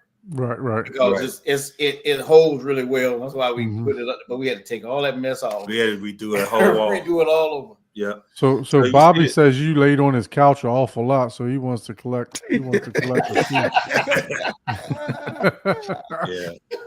yeah. Now, ask me, would I do this ever again? No. No. So you see that the left wide right there? Yeah. Right in the middle it's sitting in the middle of that window that you. Okay. Right in the middle of it. Right. And see that piece of wood that what is that? It was a 1x splitter. That was a 2x4, but I ripped them down. I ripped the 2x4 down. Right. I pretty much made 2x2s out of a 2x4. I just ripped them. Right. We brought Harvey back so we could do. He had to rip up. Remember, he had to rip up some more, I think. Yeah, so we could put because the fabric, I was like, you need something for the track to hold to. Yes. So and you can see the fabric track leaning up against that. Yeah, right here. Yeah. So we made boxes for all that, and then the duckboard sits perfectly in there. That 2-inch duckboard is. So you take. You have got pictures of the duckboard? Do you? Yeah. So if you come out of there and go to the. Scroll down. Because I was thinking about using duckboard myself. So yeah, click on that picture right there. Yeah, that's duckboard. So this is, you just cut with we bought like 22. So where did you purchase this from? Because I know my Home Depot don't carry this. Yeah, it's an HVAC company. The company we use is it's one. We got 3 different HVAC companies, but One in particular, I'm good friends with, and they use the duck board for like when they build the plenums at the FAC, and it's a 2-inch. It's made by Orange Corner. It's a 2-inch duck board. So they're 2 inches and they 2 inches thick, they 4 inches wide, and they 10 inches long. Yeah, those things are not cheap too, man. They well, he sold them to us at cost. It was like $50, but if you go like to Home Depot or Lowe's and order them, I think they're like 89 or 90 something bucks each. Yeah. So we pretty much got them. They come in 4x8 sheets, or how do they come? 4x8. 4x10. 4x10. 4x10. Yeah. 4x10. So we had 22 4x10, and they were heavy. And we had the fun part was once we got it came on a pallet. We had to take 22 board. We had to take them off the pallet, take the pallet down to the deck, up under the deck, then bring all 22 back and stack them back on top of the pallet. It was hard. You put the box back on, and then I had to go get some plastic to wrap it, and it sat on the. It came in February. It sat there until June, until I was able to figure out this whole fabric thing. So that was a long process, but I just wrote that, said we're just gonna not tackle it ourselves. We're gonna bring somebody in to just now show us how to do it. So it's not like he did it all on his own. We helped him put that fabric in. So it's to help speed up the process as well. Right. And in between, you see right here to the right, see that black strip? That's the LED. That's so actually it's a LED. That's the LED strip inside there. That's a diffuser, and that's a black smoked out diffuser. So on the left and right side of the diffuser, it's the track on each side, and the diffuser was in the middle of it. And then after that, our electrician came. Then he put the. And what did you just rip like to put the diffuser in? Did you just rip like a 2x2 and put and dado it out? I didn't do that. What I did, I just put it. How did we do that? No, so it comes with a 2-inch. What do you call it? It's a metal. That's the diffuser. Yeah, the diffuser. That's the diffuser. So when you put the LED inside there, no, he was saying what cover it. What did you? How did you attach it? The diffuser. How do we attach the diffuser? Oh, you got screws. But we just go right in the drywall and put like a 1x or something up there. And I'm trying to figure out what we do to put that diffuser up there. I'm thinking that we went right into the drywall with it. No, it's sitting on the board. It's sitting on the wood. So that must have been a wired piece where we wanted it must have been a wired piece. It might have been a piece of 2x4 right there where we put that diffuser at. When we put the diffuser in the center of it, and then put the tracks on the left and right side of the diffuser. That's exactly how. And then we put the strip light or the rope light in between it, and then put the cover of the diffuser back over it. So the first set of lights we had, you can see the individual LEDs when you cut the lights on. Even with the diffuser on. Even with the diffuser on. So we went back and got the which one we got. So the company, they actually sell the LED strip. It's called BTF lighting. So they actually carb. We had to get the carb lighting. So they have the diffuser built into the strip.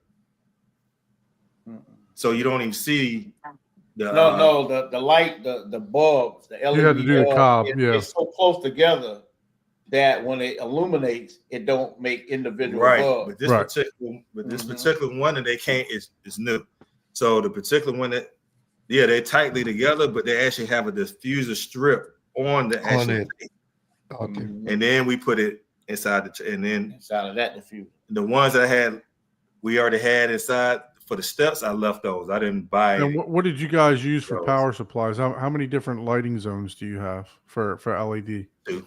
We had 2, and what I did, we used 2 transformers. Usually they put one on the front at the beginning, and then they put one on the end, so you won't have no degradation at the end of the run, where you won't have light that's brighter on one end and darker, or lighter on one end and darker on the other end.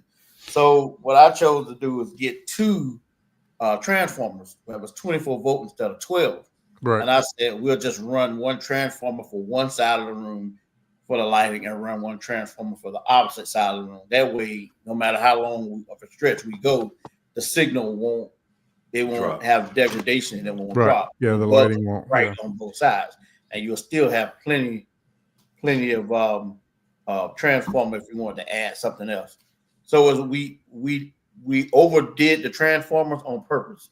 So we won't have to worry about putting multiple transformers in different Right. locations. Yeah. That's how Yeah, so I'm gonna have like probably about nine different lighting areas. So I'll be doing the WLED module for each lighting area, so that I can cut it on and cut it off with the control 4 and everything else. So one will control the steps, the other one will control the sidewall, the other will control the rope light. You know, so it'll all be like that. So I'm gonna need like 9 transformers. And it all depends. Ours it was pretty straightforward. Yeah. It's just lights coming straight down, and then on each side we have the strips that do right up underneath the tread, the stair tread. We just put them right up under the tread, so when you get ready to step up, if you had to pause the movie, it comes on and you can see where you walk and even fall. No, we didn't get too close in on that, but did you do like a bull nose on the stair to where it overhung and then you wrapped the carpet? Yeah, what we did, we wrapped the carpet, but what we did with the diffusers, we just went. How did we do that? Did we just go straight in? We went straight in. We just went straight in through the carpet, right because into you the won't wood. see it because the bull nose is right up on the bull nose. Right. Yeah, that's what I was asking. So you carried your straight to the carpet. platform over. You carried your platform over the frame Right. of the step by what, like 2 inches or an inch? Thinking maybe an inch, about an inch or so, because that diffuser was less than an inch. It was like, I want to say 5/8 or something like that. Yeah. And then you had them carpet right over top of that, and then you just mounted it right underneath. Mm-hmm. Because the wire was already there. And I told him, make sure you don't cut my wire. You're talking to a guy that's been involved in a 3-year project, so I know a little bit about what's going on, right? Yeah. Oh, yeah.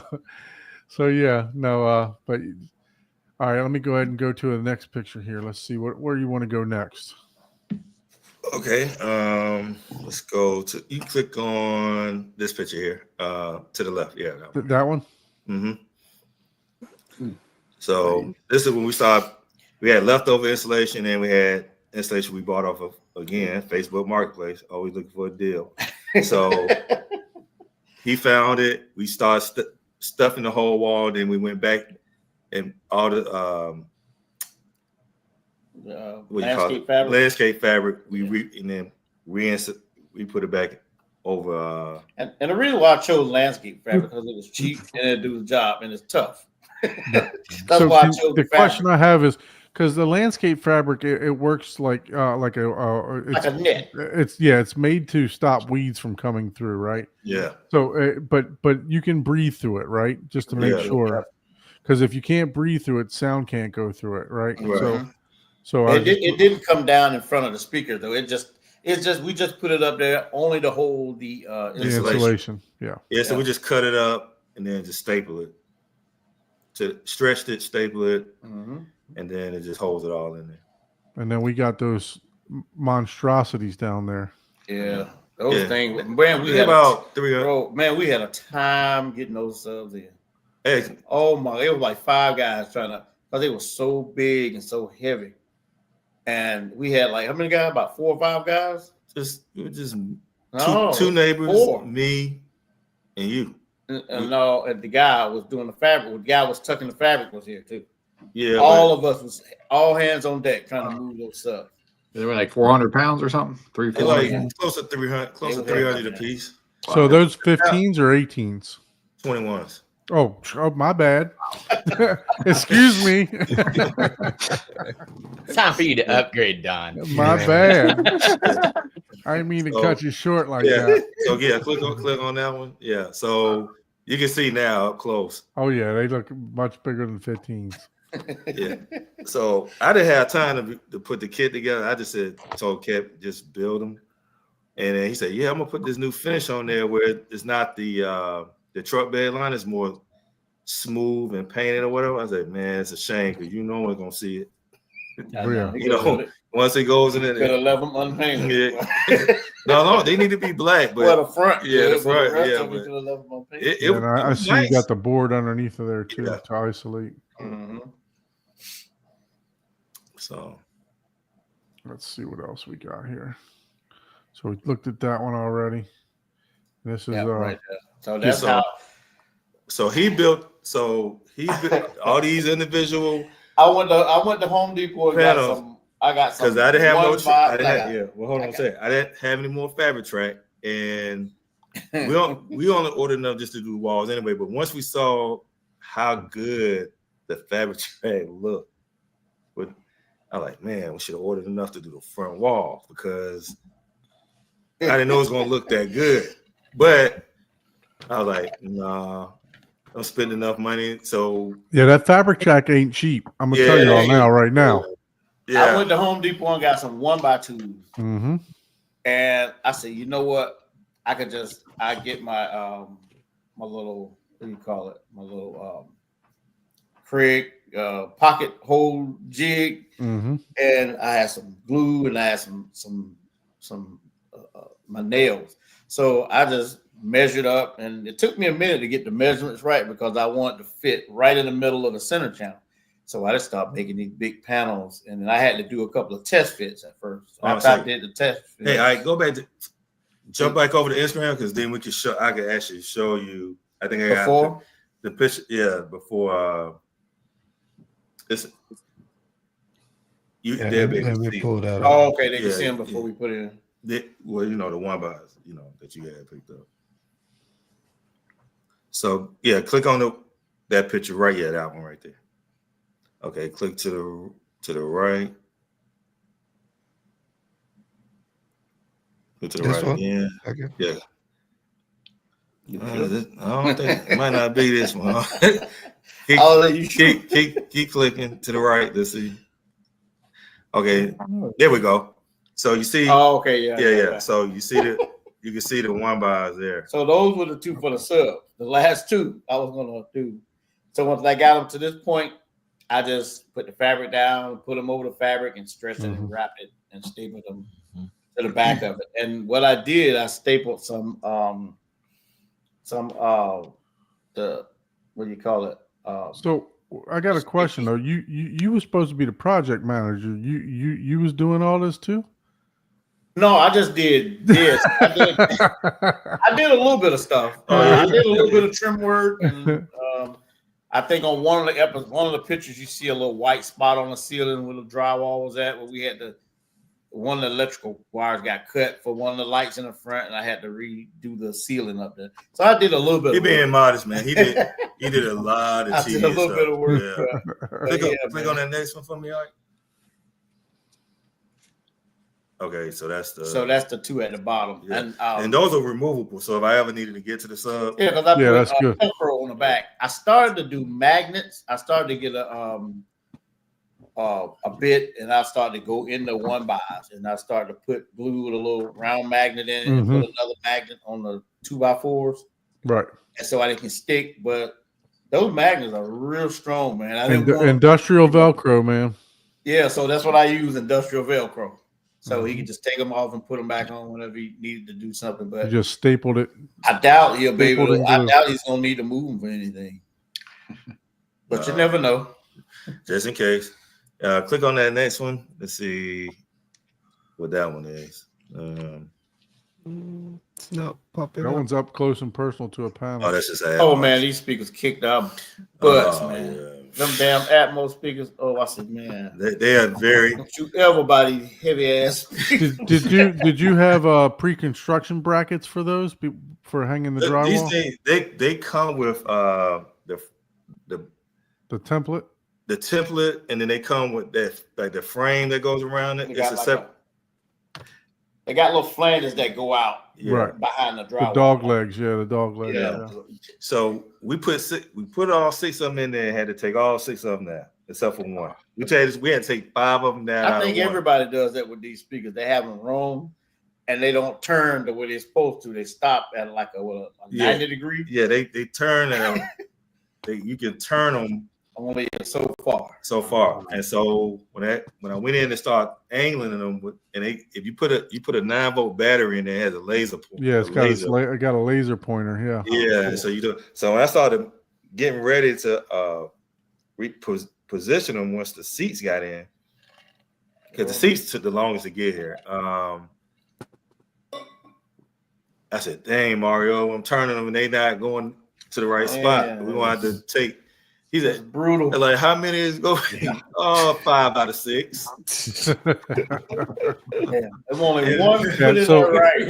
So I was putting mine in. I did double drywall on the ceiling. Did you? And when I was putting mine in, the dog legs wouldn't stretch over the double 5/8 drywall. Oh yeah. You'd have to recess them. Yeah. So what I did was because I did pre-construction brackets, right? Mm. So I already had the holes cut out. So what I did was I took my roto zip and I set that fence just 5/8. So I literally cut a hole bigger than the drywall on the top. So now the dog legs went over top of the one layer, the bottom layer drywall. Oh yeah. Okay. So yeah. So it was. I feel your pain. Trust me. You have the same. No triads. I got Martin Logan's. I got the full Martin Logan. So if we got time, I'll show you guys an update of what my progress so far. But cool. We want to get into this is your show, man. So you're the whole theater of the month. Yeah, these speakers are heavy. They're actually heavier than the size of surround backs. And it's worse when you holding them up and then your partner not putting the doggone thing in right, and then you shaking it. It was painful. Yeah, you drop one of those, it's what? $500-$600. I was so happy we did not cut the speed. Like, you want to cut the speaker? I said, no, don't cut them. Because I just had this feeling that it wasn't just long enough. Just never know. And it was a good thing we didn't cut it when we first installed them to shorten the wire. We just tuck them up in there because it came in handy and we had to take all of them. Well, you never know. You may have to drop it down. You may have to axe up. Put it on the top of a 6-foot ladder. Maybe you wanna do some star ceiling or something up there later on, or do some lighting or something. So, and that's how you're gonna fish it through. You're gonna drop them speakers back down just like you would can lights, and fish whatever you want to go through there. So you made a good decision. Yeah. Those speakers are married to that ceiling. Did you put silicone around them? No silicone. No silicone. They flush. I think that was the hardest. Yeah. I think that was the hardest part, putting those ceiling speakers, taking them out and putting them back in. That was the hardest part, hands down. It was hard, man. And everything was heavy. Everything was heavy in this guys. The amps, when the amps came, oh my God, man. Because he's on the basement, so you got to go down here with heavy ass amps, man. Oh my God. Yeah. They come in a like a semi-wood crate with metal handles. Everything's heavy. Everything's heavy when you build it by yourself. Well, yeah, and it's one of those 50, 60 pounds. That's not that heavy until you're like out here. Then you're like, try carrying a 5/8 sheet of drywall by yourself. 5/8 is heavy. That's heavy. Hell, a half is heavy if you get, all depends on where you're carrying it to, but a 5/8, that's real heavy. And then I want to double it on top of that. Yeah. What he did. Yeah, that looks cool. Man, look at it like this. You only do it in one time. So I'm hoping so. Yeah. All right. So so let's go to the next one. I think there's another picture. Yeah, I think there's one more. It's one more. I think there's one more. Oh no, it's going to the next. So this is showing all the stuff that came in. Yeah, I can go out of here and see. Yeah, you can go out of that. Okay, yeah, click on that picture right there, the door. So that one. Thank you. So going over the theme of the basement, right? That. So the whole point of this was the basement, in my opinion, should be a special place that transports you away from the rest of the house. So every time you go down there, you don't feel like you connected to the house, right? So you want to feel like. So one of my favorite places to go watch movies, any like big blockbuster, any like huge movie. I love Dolby Cinema. It used to be IMAX, but I got converted to Dolby Cinema. So that's how I like to watch. And as my plans changed, as far as my sort of like when you say end game, I'm like, it came to me like I want to do a commercial theme environment in the basement. So I'm talking down to the signs, the signage, to the whole flow, the whole thing. And I was sitting AMC and just look at every little detail because all those little touches would make people feel like they're not in the house. They make them feel like they're actually somewhere else. So as we do the tour, I got a video tour on the Instagram too, but you'll see I got the signage for all the rooms, the bathrooms, and all that. So right here, we're looking at this door. It got a keypad on it, for a code to get into it. It says authorized personnel only. So if you go walk in, we walk through the door, you look to the right, and you see that, you feel like, oh, that's where all the gears, that's all equipment. Only authorized person allowed in, to give you that touch of that feel like I'm actually walking into a movie theater. And the whole thing with the whole entryway that I got from Steven was when I saw his, I'm like, that's gonna be perfect because when you walking in Dolby Cinema, you don't walk right into the theater. You just it's that anticipation that's building that you're going to watch the movie. That's why they do that. And I was like, I want that try to capture that same feeling at the house. That anticipation when you walk in, because I looked at from magazines back in the day, from Home Theater Interiors to Home Theater Magazine, all those great bills for decades, right? Whenever you open the door, you in the room, right? You in the front, you come in through the front, or you coming in through the back. You enter in and right into the room. I wanted something like a buffer, just like at the cinema complex, to build that anticipation every time you walk into it, like I'm going to the movies. So Steven's design work. Not only does it work as a functional piece of the room, but it also works as the vision of a commercial theme of what I'm trying to do. As you see behind me, like this whole wall, like the number one is only one cinema. So the number one, actually, that was my wife's idea. So she's like, you should put a number on the door. So I was like, yeah, that works for what we were trying to do down here. And this whole wall is black, as you can see, right? And then as I spin it around here, you can see then there's the bar area. So it's like, look at it like it's a luxury bar and lounge area. So for the people who, I don't want to be sitting in a dark room. I want to be social. So for the people who want to watch a movie, they can be in there watching a movie. For people who want to be social and look at sports, or it's a TV behind the bars, a TV on the other side of this wall that's behind, that I'm facing. So they could just chill in this area and socialize and drink and be merry and whatever. And don't have to worry about being in the dark room trying to socialize by people who really want to watch a movie. So I want to create a spirit, or hey, we just chill here before we go watch a movie. And when you're looking at this wall behind me, look at it, it feels like, hey, am I really in somebody's house, or am I really I got in my car and I actually drove somewhere? And that's that feeling I try to capture.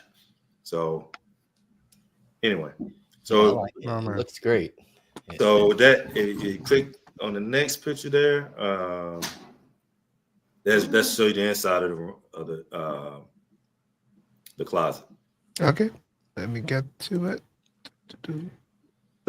This is the initial. So we were talking about those transformers. See those two boxes there to the left? Yep. On the bottom? Those are the transform for the LEDs. And they have these built-in fans in them. Yeah, they oversized for what we're doing, but whatever. So the rack now looks actually a little bit different because I took the door off a better ventilation for one thing. And then and I added a new custom touch to it. We'll get to that later. So you check those out. But that's in this room is where I have, when I do the video tour too, when we walk through, you'll see I got all my old DVDs in there, and you know, Blu-rays and all that stuff is also inside that closet when you first walk in.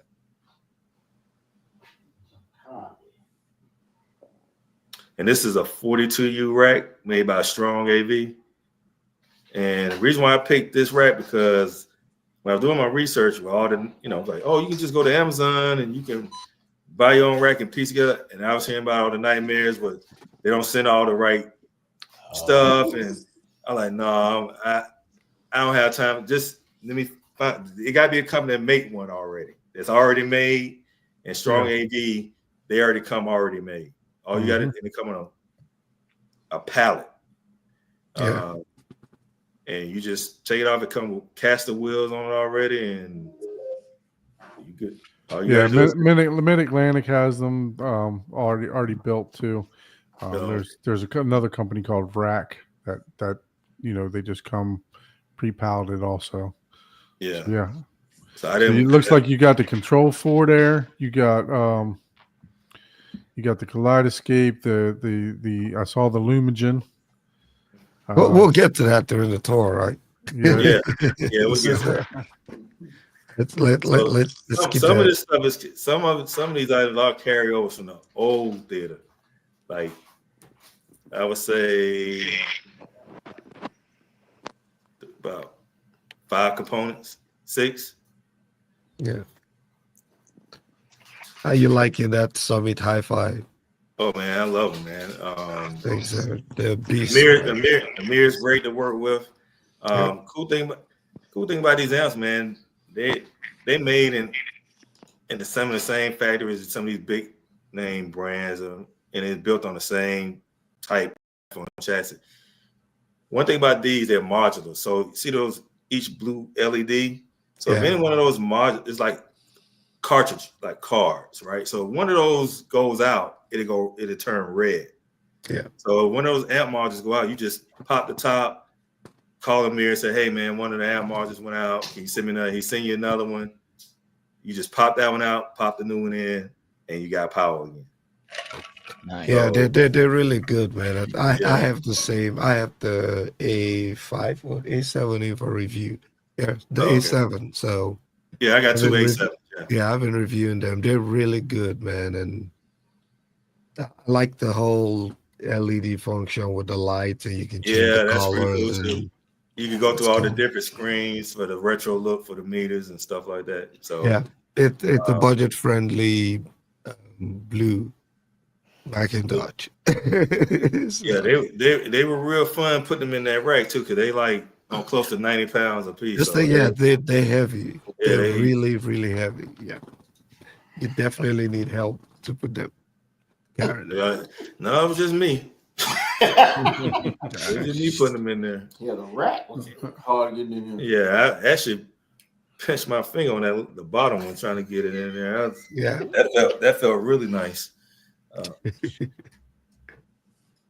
Yeah. Let's see. So we got some more. I know we're coming up at a 2-hour mark, so I know everyone is eager to see a tour. So maybe, I don't know if you still have other stuff you want to cover, but we can start. Yeah, but if you haven't, we can. But if you had any more questions, we can answer them. But yeah, I can. Yeah, I think. Yeah. No, let's see. I don't see any more in the chat. Thanks, Fred. I know it was already late, so Fred had to hop off. But let's see. Yeah, no more questions in the chat. So I think we can hop to the fun part, which is what everyone is wanting to see. And I'm sure we're going to start getting questions. Eagerly waiting. All right. So I'm going to switch over here to join on my phone. And I'll stop. I'll just stop sharing and once you add that. I'll just mute you on this side. Okay. And once you flip it out, I'll just put it full screen.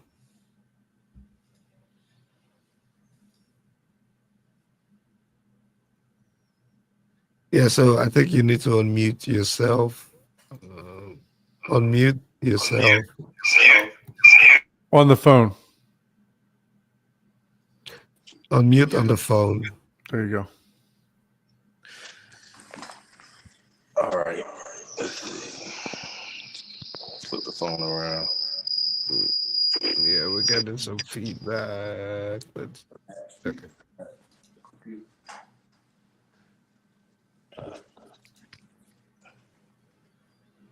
Yeah, just turn your laptop down. Yeah, turn your laptop volume down. Yeah, let me do that. Or you can even just hang up from the laptop and then stay Yeah. on your phone and then reconnect. Except if Mario wants to stay on the laptop. All right. Let's see. Is there a way to flip the camera to the other side? Yeah, there should be. If you go, there should be like a settings and camera. You should be able to flip it.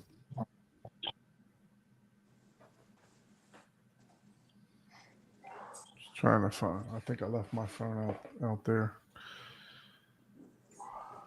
so I could tell them how to do it.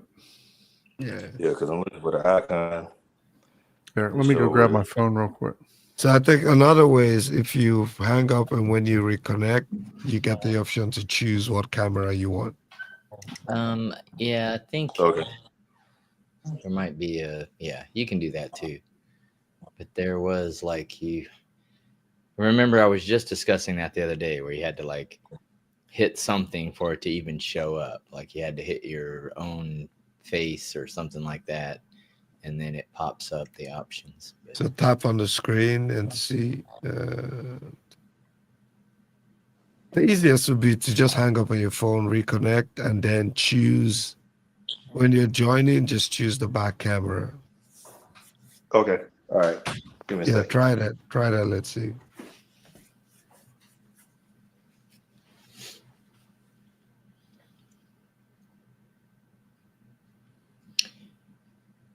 All right, I'm trying to join with my phone so I can just tell you. I like his entryway. It's cool. Yeah, it's awesome. Yeah. I want to find out where he got that sign made from. I need to hit them up and get me one of those. You're not alone, man. Yeah, I mean that's It looks like his camera. I'm gonna have to start 3D printing right there. Yeah, I was wondering. I was like, he got that from Paul. Did he 3D print that from you? Yeah, pretty much one letter at a time, man. Yeah. Probably make it to where you could put some LEDs on behind it. Yeah, he's got them too, I think. That's cool. Well, let me know how much it costs, Paul. Okay. Yeah, we got it now. So I'm gonna go. I'm gonna put you full screen now. All right. So I'm gonna make this quick as possible. So You're good, man. We got a half hour. You're good. all right. Or longer if we need it. Oh yeah, it's worth the wait. Yeah, I want to we don't do this too often, so I just want to keep it. So when you come up, this is upstairs. So oh wow, you even got a glass door on that. That's pretty cool. Oh, cool. Little touches like that. That's cool. Yeah. So when you come down into the basement, this is what you see. See Gladiator. And above, yeah, Star Wars. Yeah, I like that. It's the little things that add up. It really is. There you go. You know where the cinema is? That's cool. The 3D for you 3D fans. Oh wow. yeah. Oh, okay. All right. So the supply room. That's the wife's room. Some records. Storage right there. There's a little retro, little old school. Oh wow. Oh, nice. Old school curio cabinet. Like man. Yeah. Got the restroom sign. I like that. Yep. It's a bathroom. So got the automatic soap, That's dispenser, awesome. hand towel. Cool. Hey, Terrence, just want to make sure signage. you're connected to Wi-Fi, right? We're getting a Yep. little bit of judder. Oh, okay. Let's see. I think it's good now. Yeah, you just got to slow down on the panning because the video is a little choppy. But yeah, we can hear you though. Okay. I'm going to connect to the Wi-Fi down here. There you go. I'm just going to swap over.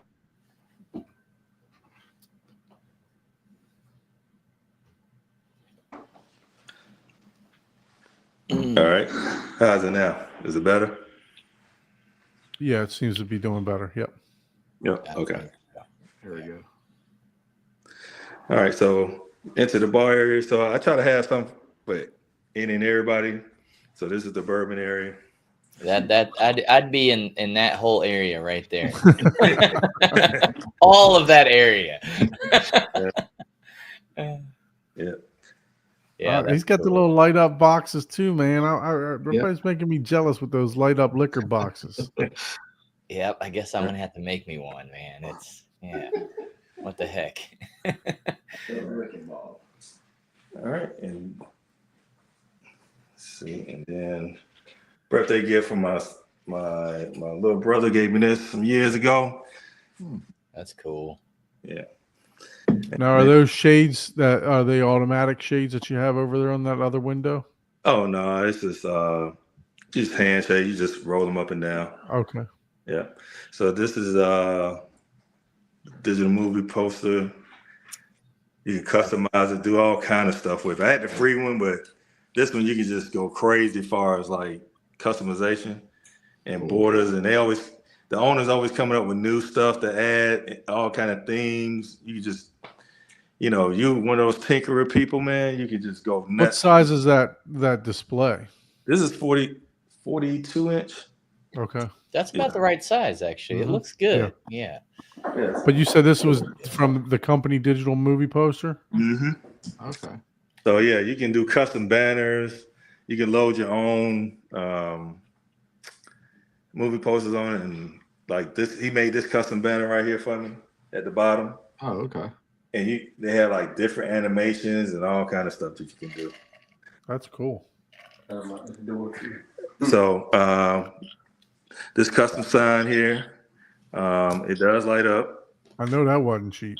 Oh, that looks cool. That's exactly what I was just saying. I didn't know it actually did that. That is cool. Yeah. I like that. It's my favorite part, man. just from beautiful. Just from doing signage for my wife's office, I know that wasn't cheap. Yeah, most custom stuff is not. So when you first open the door, then these lights come on. They automatically come on when you first come in. It's a motion right there. So you look to the right. This is the authorized personnel only. Yeah. Yeah, that looks cool. And then the keypad there. Let me get that code, man. They'll come in. Here's the rack. Cool. Now he's even got an LED Dolby Home Cinema plate. I like that. My goodness. That's cool. So I'll turn everything on.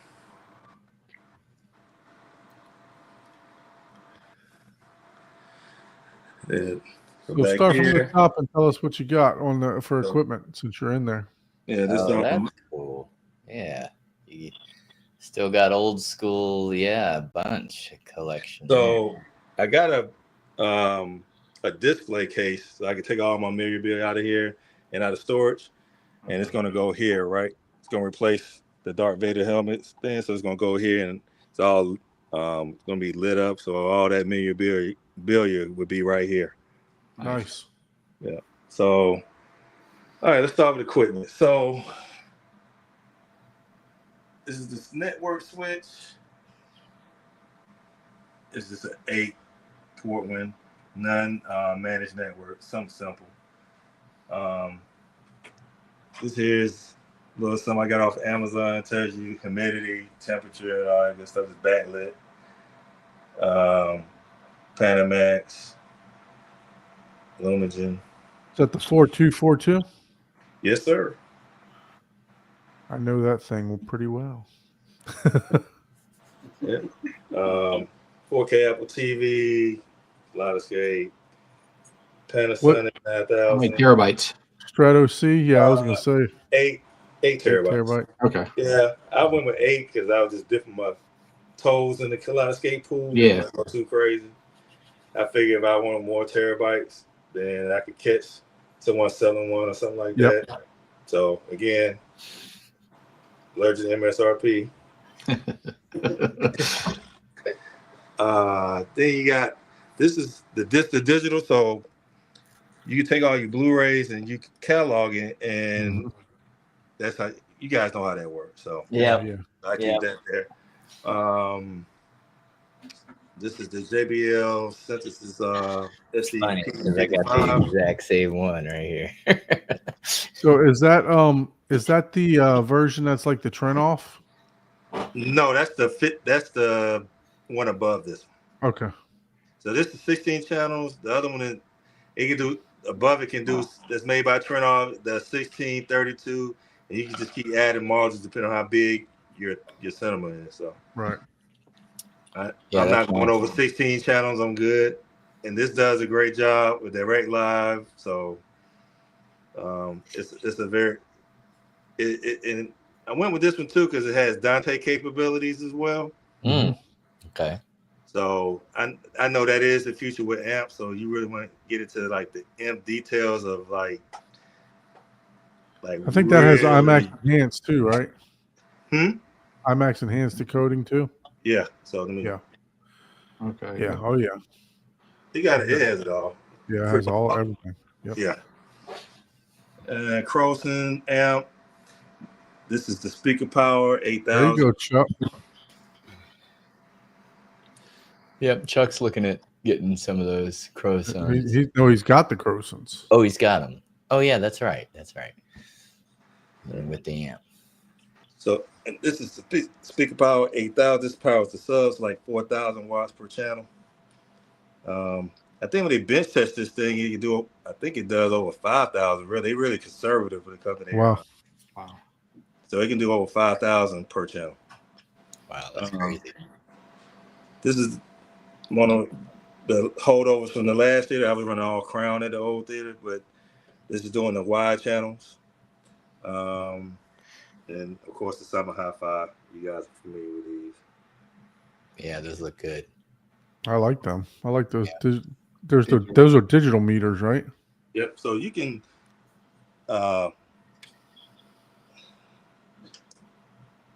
graphic EQ. I'm old school. I like that. You know, it does the same thing. I don't know why. It's just one of those like, I love that. I don't know why. Some hi-fi. You mentioned a mirror. He's the owner. Okay. Yeah, he's the owner of it. From Audio Science Review? No, not that. He's based in Canada. So. Oh, okay. Yeah. All right, so we're coming out of the AV closet, and look at the trash can. I know. I was just saying, is that just me noticing? Like even the trash cans. Like... Yeah, the chat has been raving about the trash can. extra sign. So this sign is a glow in the dark extra sign. So when you turn it off, it flips. So that red turns black, and then the exit is actually white. So cool. Yeah, it's just an added effect to when you're leaving the theater, you know. Okay, and then up here, this is the access panel to go. I push that up to move up to get to the projector. Okay. And all this is wrapped in corkboard and DMD black fabric, the same fabric that's on the walls. It's kind of hard to see, but yeah, we can see the cuts. Yeah. All right, so now we're about to step into the theater, and just try. Somebody's saying just try to pan a little bit slower. You're good to go.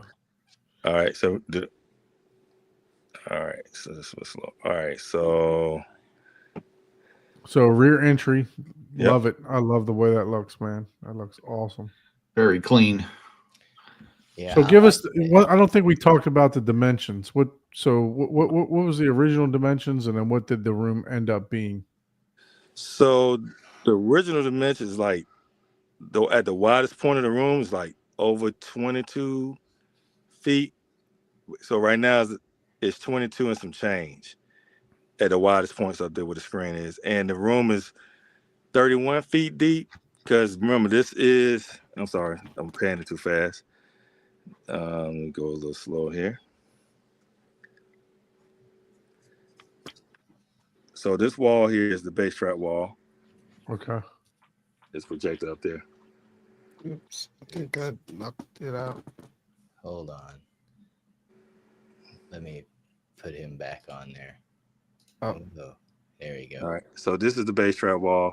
So as we come in back out of the theater, see that wall there where the trash can is? Yep. Yeah. That's over 30 feet. Okay. So remember this wall here, this is a false wall. Right. So just filled with insulation.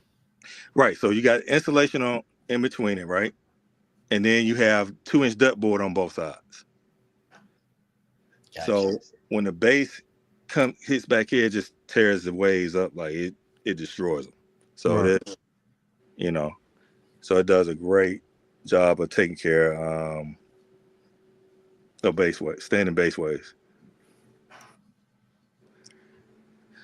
Yeah, I like the accents. The little details really make everything stand out. I really like that. The blue light, or whatever, I'm assuming any color you want. And Well, I keep it blue. I don't even care about I don't care about any other color but blue. Nothing wrong with that. Yeah, and I like the lights, even the little sconces you have up there. So the cool thing about these lights, they can let's see if I can. They swivel, and you can. Not only do they swivel, but let me see if I can get in closer so you can. Yeah, they have like a cup on the. So you can push them in, and you can choose what degree you want to have them. Oh, cool! That is pretty cool. So they can point straight down, or you can find what degree you want them at, and then you can swivel them 360 degrees. Okay, so that little plate or that little cup on the back has like a reflector in it to where you can like no hot spot. No, it's black. It's like okay. Huh. Yeah, so you can flush it or you can just push on it. Like okay, let's see. Right here. This one closer. It's closer, so I don't think you own it. All right, see.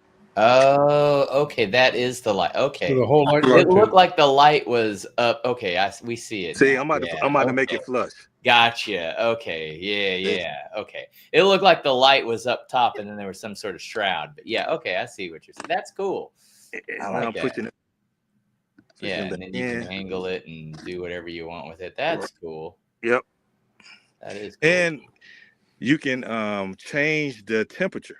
So I didn't want the warm color. I wanted the 5000K, which is white, versus having that, the warm color or whatever.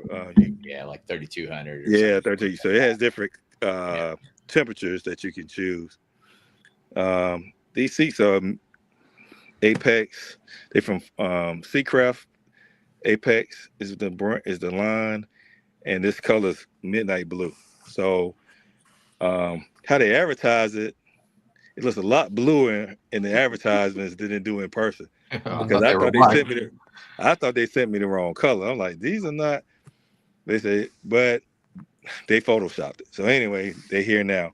But that's not. You can see the blue in them, and then as you can see, they kind of turn black when. Yeah. Oh yeah, I can see. I'm on the website now. They definitely do look blue. Oh yeah, and that's the blue I wanted to give some contrast in here. They give it that pop, but when they showed up this color, I'm like, okay, that's false advertisement, but whatever. Yeah, no, they definitely look navy blue. All right. So the chairs, I thought they were going to end up being a lot wider. And they were going to end up filling up this area here, but it didn't. So I didn't want anyone to hurt themselves. So I always like these tables, these are actual real film reels. There's real film in there. And I always liked them. And I said, you know what? Why not get those to put in that area that way? You know, people can see that it's something there they want to strip and fall off. So coming back out here. I like the angled step too. I was going to do that in my theater, but I decided to go against it. And these chairs, they all light up as well. Let's see. Oh, cool. So. Oh, yeah. I never use them, but it's cool for photo. Yeah. But it's for the initial walk-in, and then it's like, all right, turn everything off. We're watching a movie. Yeah. It would be cool if they had it where they was some kind of way with like Wi-Fi enabled or somewhere where you can time into your lighting. Yeah. You know, or you can dim them, but no, if you can dim them, but you can't. So they haven't gotten it. Someone hasn't thought of that yet, but somebody will. How big is your screen? I don't know if somebody already asked you that or not.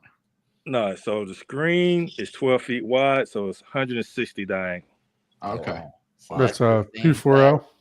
Yeah, 235-1. Okay. Wow. Yeah. Same size that Don has. And what make is the screen? So this is made by XY Screens. Okay, yeah. They 4K. So if you're on the AVS forums, you know a guy named Pixel Pusher. He did extensive. He went really he did a really good job of testing all of the screens and showing their strong points, their weak points, and all that. And matter of fact, Bobby Digital, Ben, he point me in that direction and said, "Man, you got to check him out. You got." He said, "I use the screen material. I didn't use the frame, but I used the material." He said, it's fantastic. He said, and we got data to back up their performance. So I was like, yeah, send me the info. Went out and did some research, did my reading. I was like, yeah, this is the way to go for me. And I am super, super happy with the performance of this material. Far as the weave, you cannot see this weave. Like, wow. Yeah. You cannot see it. And, as far as my measurements, as far as, when we doing calibration, no issues. I mean, it's even in the data for the spreadsheet that Pixel Pusher put together about, the sound and all that coming from the behind the screen with the recommended speaker distance and the whole nine. So, I highly recommend the company. So, and then your projector that you're projecting, I think I remember seeing the box. It was the same one I got, NZ8. Mm-hmm. Very nice. Yeah, did you do a lens or anything like that? Since it's no lens. I didn't do a lens. Again, I wanted to, but I started looking into like where we're getting into certain areas of the build because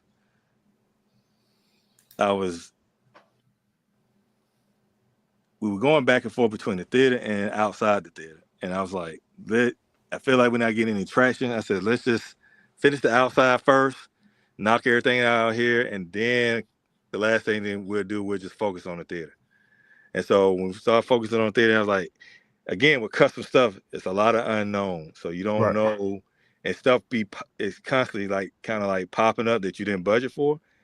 And I was like, let's see how we looking after, because I'm, when we said and done, I decided to just go ahead and just skip it, man. No, I'm not upset. You got the Lumigen doing the stretching anyway, so it's you don't necessarily need it. So how far from the screen do you sit for your first row? Front row is about 12 feet, and the second row is 18. Oh, okay. Wow. So here, matter of fact, this is between the front row. Yeah, and the a back row. lot of leg room there. Yeah. Yeah. Yeah, it's Plenty nice of to have room. that 30-foot depth, man. I wish I Yeah. had that. See, do this button here. Give me a second.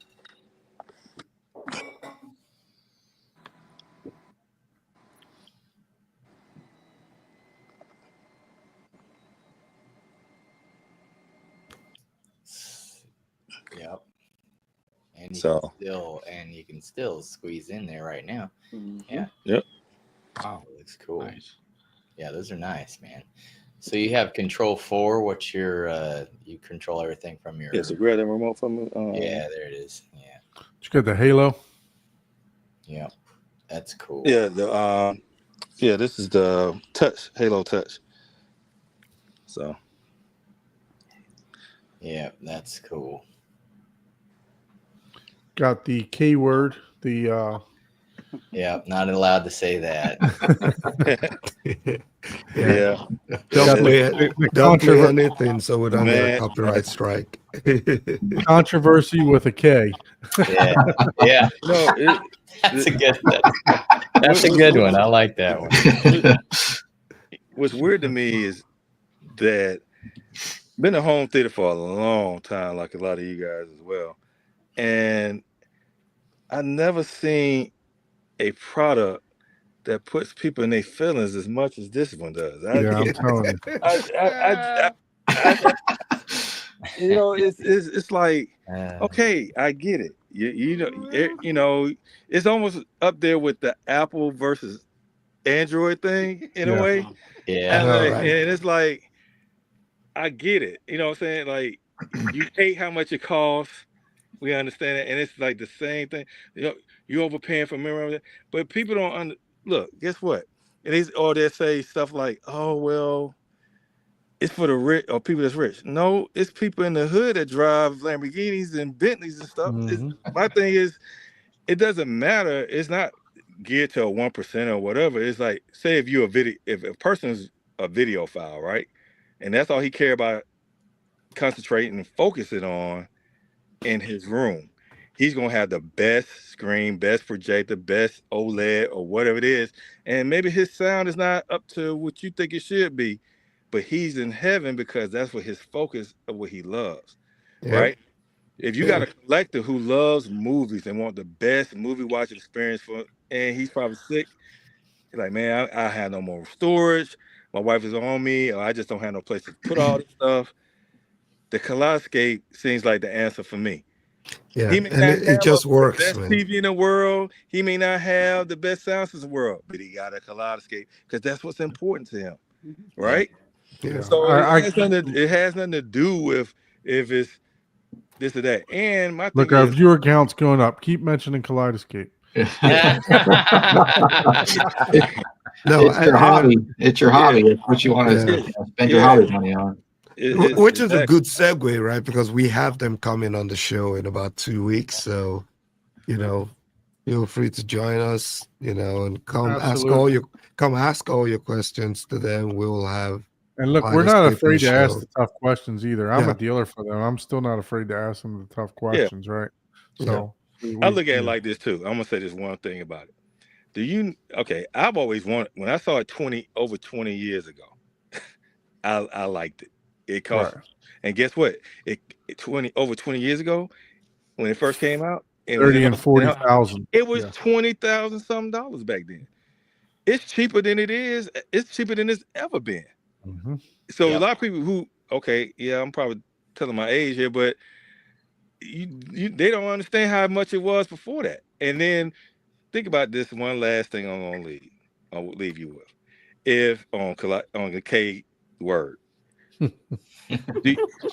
they complain about the space and all that, but do you know what you got to do so Hollywood can sleep good at night, knowing no one's gonna hack their stuff, and what kind of security you got to put on them hard drives? Yeah. Yep.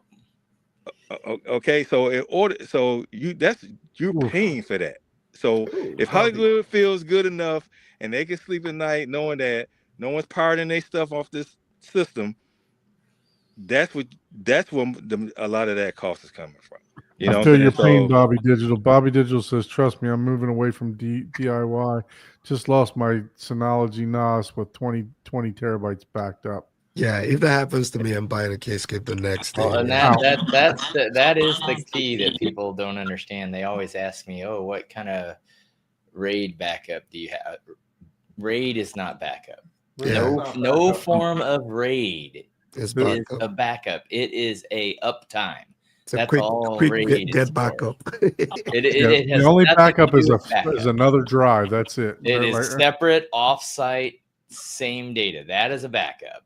RAID is, a piece of hardware failed, but I can still stay up and run and order another drive. It is not a backup. Not all, There's a big misunderstanding on that for everyone that starts to do it. It's like, no, if you have 18 terabytes, you need 36 terabytes of drives, one offsite, one on site, preferably a different geographical area, right? Yeah.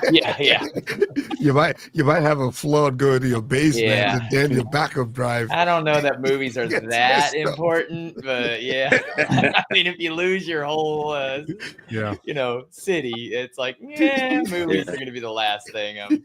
Yeah, and that's the thing. You got people who just don't want to deal with all that maintenance. Yeah, I totally get that part of it. That, like I said, only thing that people complain about with the K word is the price. Yeah. Yep. That to me does speak a lot of volumes. That's the only thing people complain about. Yeah, I mean, it's not even the price of the player. It's I not don't even think the anymore. price. Yeah. I think it's the price of the storage, The right? storage. Is the storage, really driving that now. Yep, because now that we got a player for $4,000, MSRP, which I'm sure, he's allergic to MSRP. So I'm sure he didn't pay MSRP for his. That's awesome. But still, now. Hey, let me tell you something. My mom told me, "No ain't never killed nobody. You don't know until you ask, right?" Exactly. You know what I'm saying? So it's a lot of competition out there, so ask around, like with anything. Exactly. It's just like DIY, right? So when we talk about DIY, some people, with the subwoofer, all the subwoofer companies we have now. Before, I remember it was not that many. It's so many now, and people like, oh well, you could build a sub for much as what they're talking about, but people don't have the time, the tools, or the know-how. I just don't want it. They just want to plug and play. Shit, you got to spend $1,000 in tools just to build a box. Yeah. Yep. They just want to plug and play solution. They don't want to do all that. Exactly. That's fine, yep. right? Yep. And for the people who so to come down on someone who don't want to go GSG or do a kit from Parts Express or whatever, saying you get more bang for your buck. Yeah, but they probably don't want to do that. Yep. So and I'm only doing it like I'm doing some 18s and stuff just because I used to do it in car audio, and now I'm like, I've always thought about it, and now I'm finally like, I just want to do it, not because I think I'm going to get better performance or anything. It's just, hey, I want to do it for fun. I want to build my own. I want to power my own. You know what I'm saying? Right. Not because I think, my system's going to be better. It's just like, it's just part of the hobby. Right. So it just. Hey, there's no right or wrong, that's exactly. Like if you want to do DIY, great. You don't have to force it down somebody else's throat. So the front let's talk about some speakers because we haven't mentioned. I mean, we know you got triads, right? Mm-hmm. But what are you running across the front three? Are they triad gold, silver, platinum? Yeah, so they're golds. The LCR golds, the wides and tops.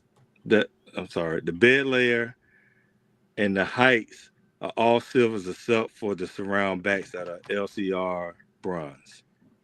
Okay. So I don't know if you and then preach it to the choir here about the triads, but one thing about triad is they all sound the same. They just the levels are just built upon what size room they're in. Right. Yep. Yeah. And subwoofer, what brand subwoofers do you have again? So these are GSGs with what's it? Lavoche drive 21-inch drivers in them. Okay. Nice. And you picked those up from the GSG, the GSG. boxes. Yes, GSG. And you built them yourself, or you contracted it out for somebody to build them? No, so GSG has a service now where they Now actually they can build and for finish. you. Okay. Yeah, they'll build them and finish them out for you, and then just ship it to you. So I did a one-stop shopping with him. I had him build them, and I also bought the amp through him as well. So The power sound. So how many subs you got in the room? Just 2. Okay, the 2 up front. Yeah, the 2 up front. just 221. Yeah, it's 21s anyways. That's Yeah. plenty, man. Yeah, that's plenty of volume. Yeah, I got plenty here. You had the I can't outdo with that. You know what I'm saying? I'm not gonna reach their limits in here. You know, so. You had the Croson amplifier. Are you using that for the Croson butt kickers, or are you using it for something else? Using them on the front 3 chairs. Okay. Because they're on a concrete slab. So right. So you do have the Croson butt kickers then. Yeah. So the was one of the amazing thing about these subs is that even before the crunches, they will shake the seats. Like when they get down into the teens and all this, and that's on concrete. And I didn't think they were gonna be that powerful enough to do that. But you still get more tactical if you didn't have the crunches up front. You still get more tactical on the second row than the front row. But it's still amazing that when they go sub-center, they're able to move those seats. So because they're tuned at 16 hertz, but that's measured outside in the front yard. You know what I'm saying? So in room gain, you're gonna get a lot lower.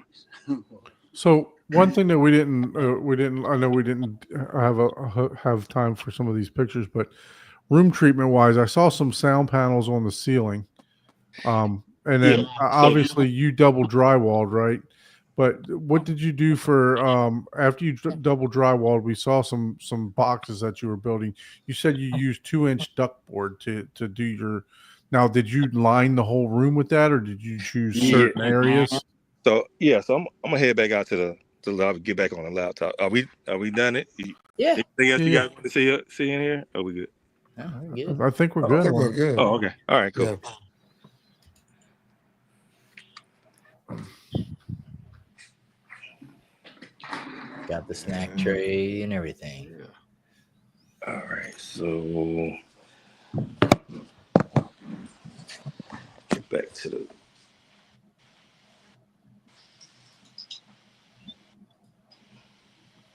All right, I'm gonna get up, leave the phone, and hop back on to. Sure. Did I ever leave? Here, well, we can remove it. Yeah, there you go. Okay, I think we got you now. So this is that picture of the duct board. There we go. With the I think that's the wide speaker there.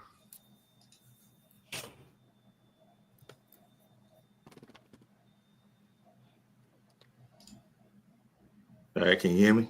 Yep. All right, I'm back on the laptop. Okay, blow this back up. So I think if we go to Instagram, we can see better pictures of the duct board. I think I got better pictures. Okay.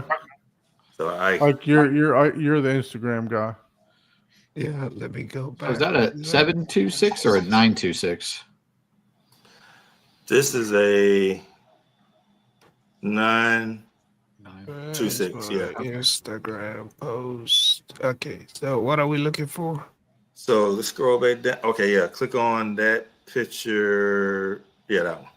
This one? Mm-hmm. So that's the bass trap wall. If you open up the door and when we're coming into the theater, yeah. See that's all duct board there inside there. And see that piece, that little rectangular piece that's going to go in there? Mm-hmm. Yeah, we cut it so we can pop it in that part. So that's duct board. Click on the next picture for me. All right. See, that's a better picture of the duct board. You see, it's 2 inches thick. Mm-hmm. So it's full on one side, and then you got the black. So some of them they'll be yellow on without the black backing, and some of them but they all have full on the back on the back side. And click on the next picture. All right, so that's all duckboard in between, and then in between there is the done is fabric track on both sides, so you can stuff the fabric in. Okay. And you know that fabric, actually, when we bought that, when I ordered it, I thought I was ordering black, but it wouldn't let me put it through. So I had to call and speak to the gentleman. And when he ordered it, I thought he was ordering black, but when it came in, it was white. And we didn't know it until we opened the box. And I thought we were going to have to send it back, but it ended up working pretty good because the outline of it was white around all that black, and it worked out. It gave contrast to the room. So yeah. So the entire room, once you made these compartments for the fabric track, did you put the entire room in duckboard, or did you leave some of them open? The entire room is duckboard, okay, except for both false walls. The false wall in the back is. Yeah. Oh yeah. I'm sorry. The front, base trap wall. Yeah, base trap is duckboard. But the front false wall is not. Right.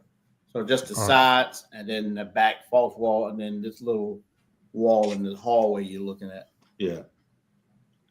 But the back wall, when you first come in make that left as you're going up on the first riser, that back wall. Where the exit sign is. This wall right here. Yeah, that's all she. That's not. Yeah. So no diffusion at all, just all absorption in the room. No, it's diffusion in the room. So click on the next. Maybe another one. Next one. Let's see. All right, see that? See that corner right? See that foil tape there? Yeah. That's the diffusion. That's the diffusion. Right okay. there. So those are your so that first panel, if you move your mouse to the right, one more, right there. That's a combo panel. Go to the left. That's a combo. That's a combo, and then next one is absorption. Okay. So on the plan, Stephen put together. Plan, you have to look at the plan in each section. It'll call for absorption or reflection. Yeah. So you're just turning the duckboard around for no. That's using 2-inch foil tape, and you space it 2 inches apart. Okay. Yeah. Freaking genius. All right. It's a DIY. It's a DIY form of. That's. But it works. No, I've heard of the foil using foil tape before, so I was just curious because that's why I was asking. Did you use duckboard in the whole entire room? You know. But then you substituted, dead. Right? Yeah, it's not dead in there. It's so. Let's go. What's the next picture? I don't know. I can't remember the next picture. Yeah, so you can see right there, and you see the fabric. Yep. So, man, this thing turned out really, really nice, man. I mean, I'm sure these pictures don't even do it justice, but it looks phenomenal. You're just gonna give John sleepless nights of ideas. He's already upgrading, man. Yeah, we don't move that theater by another 3 months. No. It's a labor of love, man. From design to finish, like how long was the whole process? We started in August and wrapped up in August 2023. Started in August of 23 and wrapped it up in September of. September. We did it went that long. Like 13 months. Yeah. Or a month. No, 13 months. 13 months. Okay. And like I said, the last thing we was waiting on was the seating. It kept getting pushed. It would have been finished longer than the room was finished before. I was just waiting on seats. Okay. I'd be in there with a lawn chair. Yeah, I was in there with a Home Depot. Shit, I'd be in there with a Home Depot bucket. I don't know about you. I remember that. 4 croissants underneath your Home Depot bucket. You're like, oh. Yeah, you guys did a really good job of getting Man, the whole Dolby 10 I love aesthetic. everything about this. I love the sitting Yeah, area. I cool, love the man. bar. The It's sign, just that sign is amazing, man. Yeah, the details that you put into this is just phenomenal. Appreciate it. Thank you. Yeah, it is definitely what home theater of the month, man. You put in, you put in, you put in plenty of work. You put Mario to work. You were Super Mario on it, man. So Yeah. It was a lot of late nights. I tell you. Yeah. So does Mario got keys to the Lamborghini or you what? better have keys, dude. Yeah. It was fun though. He probably fun. has like It a was fun. basement entry, man, like an underground entry that terrorists don't even know about. Mario's got a room in the back there. We didn't show that. He's got a custom green pipe he comes in and out. I know, right? It's like infinite access. Oh, man, no, man. this So, has been really amazing. You said that a couple people have been over. Do you host like get-togethers and stuff like that, Terrence? That's like the first 2 people who came over from like they actually traveled from out of town to come to hang out because I work a lot and I'm hardly ever here, so this is our down season right now, so this is the most I've been home. I see. So once it cranks back up, man, got to pay for all that gear some way, you right? Pay for it, man. Yep, that's right. Yeah. That Kaleidoscope ain't cheap. Oh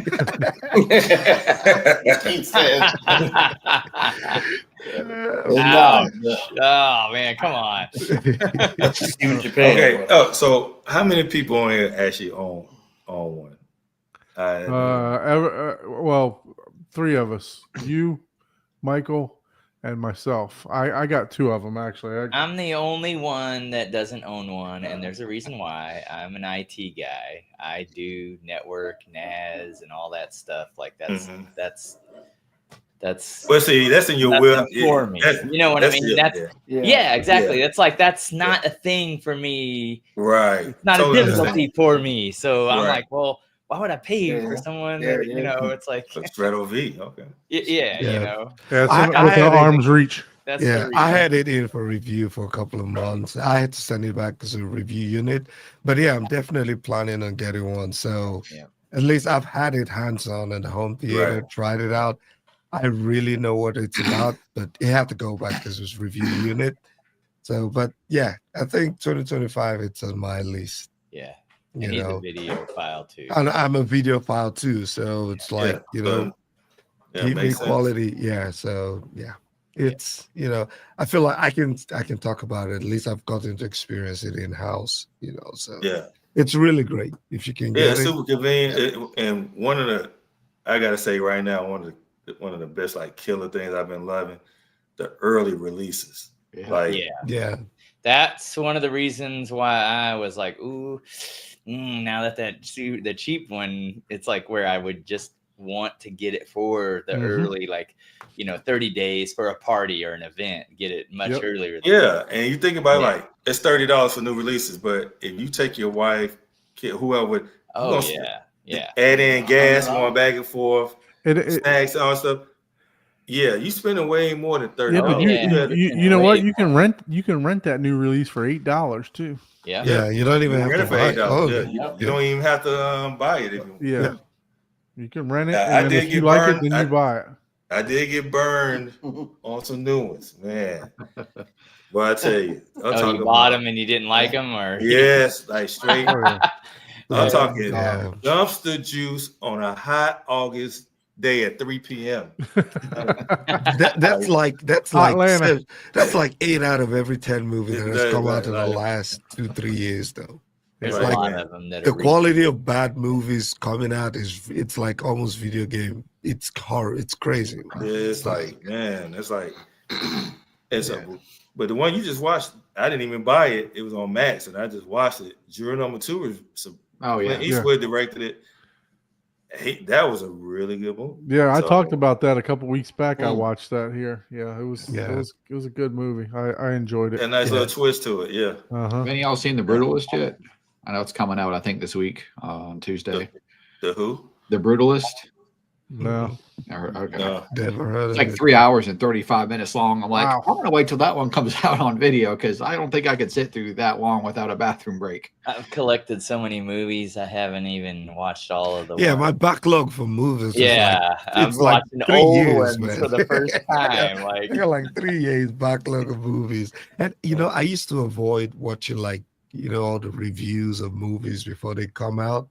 But now I make sure I watch the reviews so I don't waste my time. Like once I watch a couple of reviews, I'm like, nah, I ain't watching this. I'm like, I'm good.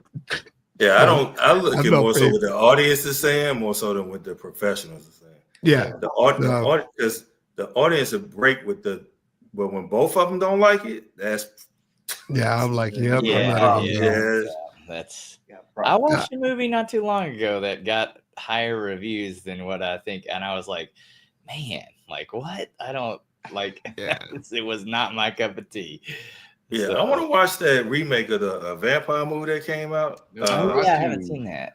You guys were talking about that last week. Nosferatu.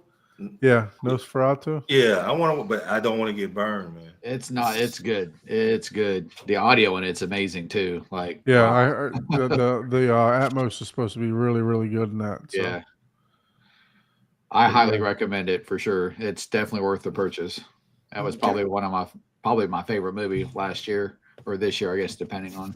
Well, I'm gonna wait for it to come out and if it ever comes back.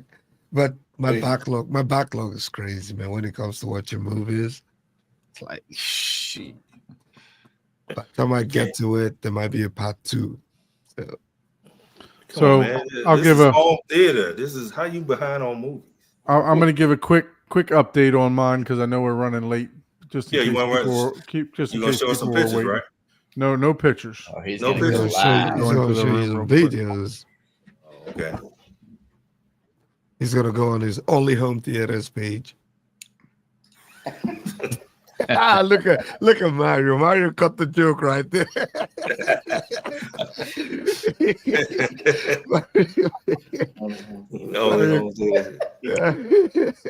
You cut that joke, huh? Oh yeah, I caught it. Yeah. So just like Terrence, that's where my movie poster's going right there. Nice. Okay. So the kid put all the seats back. I didn't even realize that. So we got a screen up finally. Wow. Uh-huh. Gorgeous. So we got a 160-inch Stewart screen up, and then I added all the back chairs. Nice. Yep, looks good.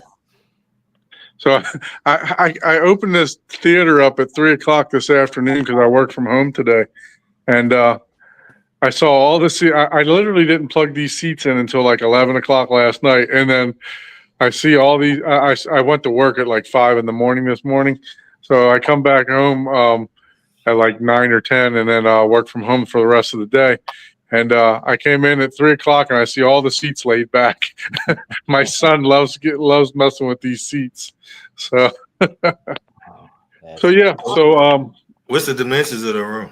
So it's 20. The total room, including back here, is 23 and a half by 18. But then I built the walls out kind of like you guys did. So I got above insulation back there, and I got R30 in the walls too. Oh, okay. So yeah, so we're 9 inches off the wall. So this is going to be my side surround. I don't know if I can show you. I mean, my wide, as long as that light's messing up. But I'm going to use an angled in ceiling for my wides, so it'll go right towards the main listening positions. What speakers are these again? All Martin Logans. All Martin Logan. Okay. Let me see. And what are you gonna do for subs? So I have I have four 15-inch Rel 1508s, and then I have two monolith the 215s. Nice. So there's going to be 8 15s in here. Woo-hoo. I think you need at least 5 more. I got 4 10s going in the riser. 14. 4 10s are going to go in my riser that I built. Oh, So yeah, just That's like gonna you. be. Got you. I Okay. decided to go against the angled step just because of this, these kickouts on my couch here. I would have had to run that angled step way out. What color are your walls? So this is like a greenish color, like a light spinach green. But I'm going to put fabric over them. There's going to be panels. You're not going to see, but maybe a foot of reveal on the top and bottom. What fabric did you decide to go with? I haven't picked it yet, but probably the same one that you do. It's a DMD or Black, black. or Let me tell you, that stuff is a fan favorite for a reason, man. It stretches. It's easy to work with versus gift for the main. Oh, really? It's way better. And then it doesn't reflect light. So your reflections in the room will be great. What color did you go with as far as your black ceiling? That is the tricorn. Let me try to turn off some lights here. Oh, that's what I use. Tricorn Black by Sherwin-Williams. Sherwin-Williams, yeah. Yep. That thing can be a work. It'll be good. We could have afforded that. What's that paint? That dark paint that looked like you just reach your hand in the sky. I forget what's the name of that paint? Yeah, I forget, but it was insane. It was the for how much they darkest want paint for it. on the market you could buy. And when you look up or whatever you paint, it's like you just put your hand right in it. That's how dark it is. Yeah, I use the Tricone Black, but man, that thing, if you have kids, it's like a paint. It's like a magnet. I don't know if you didn't prime it right or whatever, but I mean, I got handprints all over this stuff from. Paint, so you're gonna always have it. What I'm saying is, I got dry. It looks like drywall, like that drywall, little smudges and stuff like that. I just wiped them off and it's perfectly fine. So I don't know if I haven't had that same experience that you have, Ike. Oh, okay. Yeah, I got a triple layer of it on here, though. I mean, I put a triple layer, but you can see I did double. I didn't do triple coat. But I think on the ceiling too is less noticeable, right? Than if you have it on the actual surround walls. But I mean, it looked good, but nothing beats a velvet one. No, you're correct. You're definitely correct. So yeah, I built so I'm doing bookshelves. So I'm all these little cubbies here are going to have actual bookshelves in them. So there's going to be 11 bed layer speakers. Wow. Okay. So, and then like I said, I got wiring here for each. Wiring for this, wiring for the step light down there, wiring for the rope light around the top, wiring for all the panels for each side, back. I'm actually going to put a center rear in also to play around with it. So, but yeah, and then the wiring over here. So there's like 9 different zones, like I was talking about. But I'll tell you what, this screen. Mm-hmm. I'm not a Stewart dealer yet, but I'm going to be, because this screen literally was 6 pieces and it snapped in together flawlessly after sitting in a box for 2 years. Wow. I mean, it was easy, and it's done really well. And this is a micro perf.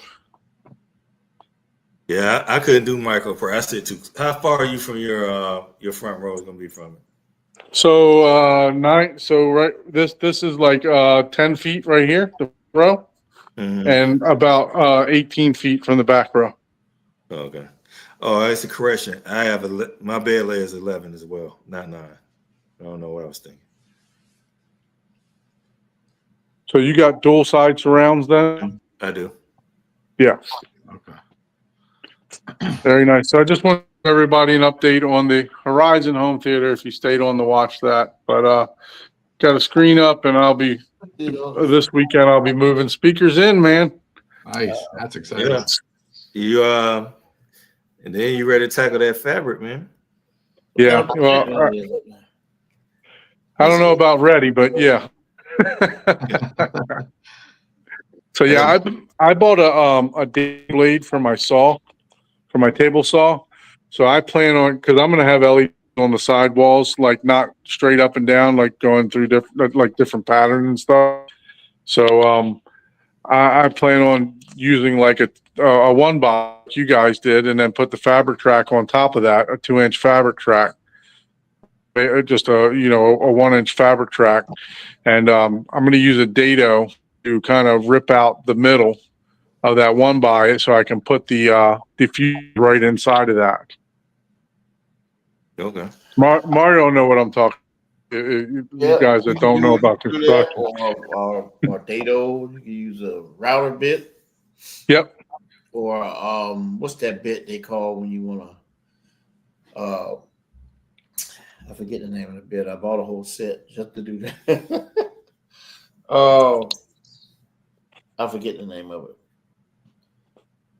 So yeah, I didn't want to do a totally nothing wrong with doing a total blacked out theater, but I did want a little bit of pop of color. The seats brown. I didn't want to do totally black. Said nothing wrong with it whatsoever. But I want a little bit of color in the room. So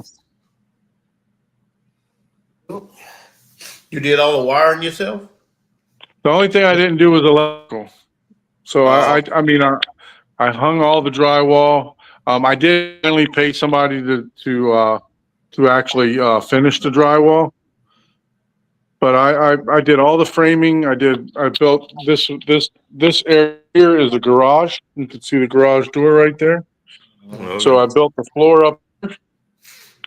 And you can see over here, it's a step down. I'm going to build a custom panel that'll move out of the way, so I never get any review subwoofers or anything. Because this is an exit door. This is Out the door to the garage, right? No, this goes to the outside. Oh, okay. So, but I'm going to build a custom panel that will come out. The hinges will pop out, and then the panel will move. So, and then all the windows are going to have window plugs that I can still twist the window. I'm in Florida, man. I mean, I'm in South Florida where it's 100 degrees plus every day. So I want to have access to those windows just in case, they start to mildew or mold, or some of they're double paned hurricane windows. So sometimes the gas goes out of them. So you got to be able to access them just in case I need to replace something. Yep. So, but yeah, that's the progress. The screen was the progress for this week, and any other chairs. So I'll go ahead and go back. What brand chairs are those? Those are Seacraft. Oh, okay. Yep. Seacraft. My son put them up here. I'll just put them back down so you can see what they look like down. Yeah, you're gonna love those Seacrafts, man. They nice. Oh man, they're comfortable. You know what? I was on the Daily Hi-Fi show last night. I was on an after show with them, and I didn't let them know, but I damn it, I nodded if I was asleep up in the chair for the first time. I was in here nodded out, man. So that's what it looks like. I'm gonna put you talked about safety.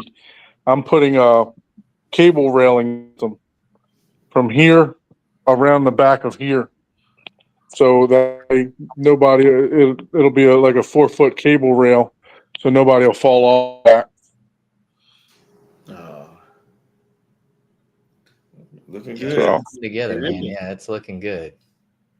Nice. I'm looking forward to seeing it all completed. man, trust me, you and me both.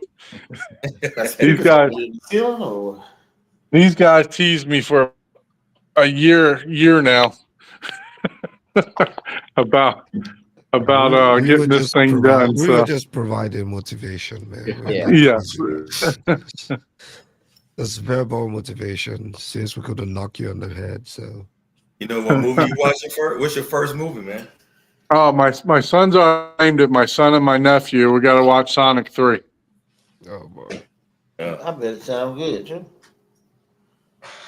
So my son and nephew already claimed, which is fine with me.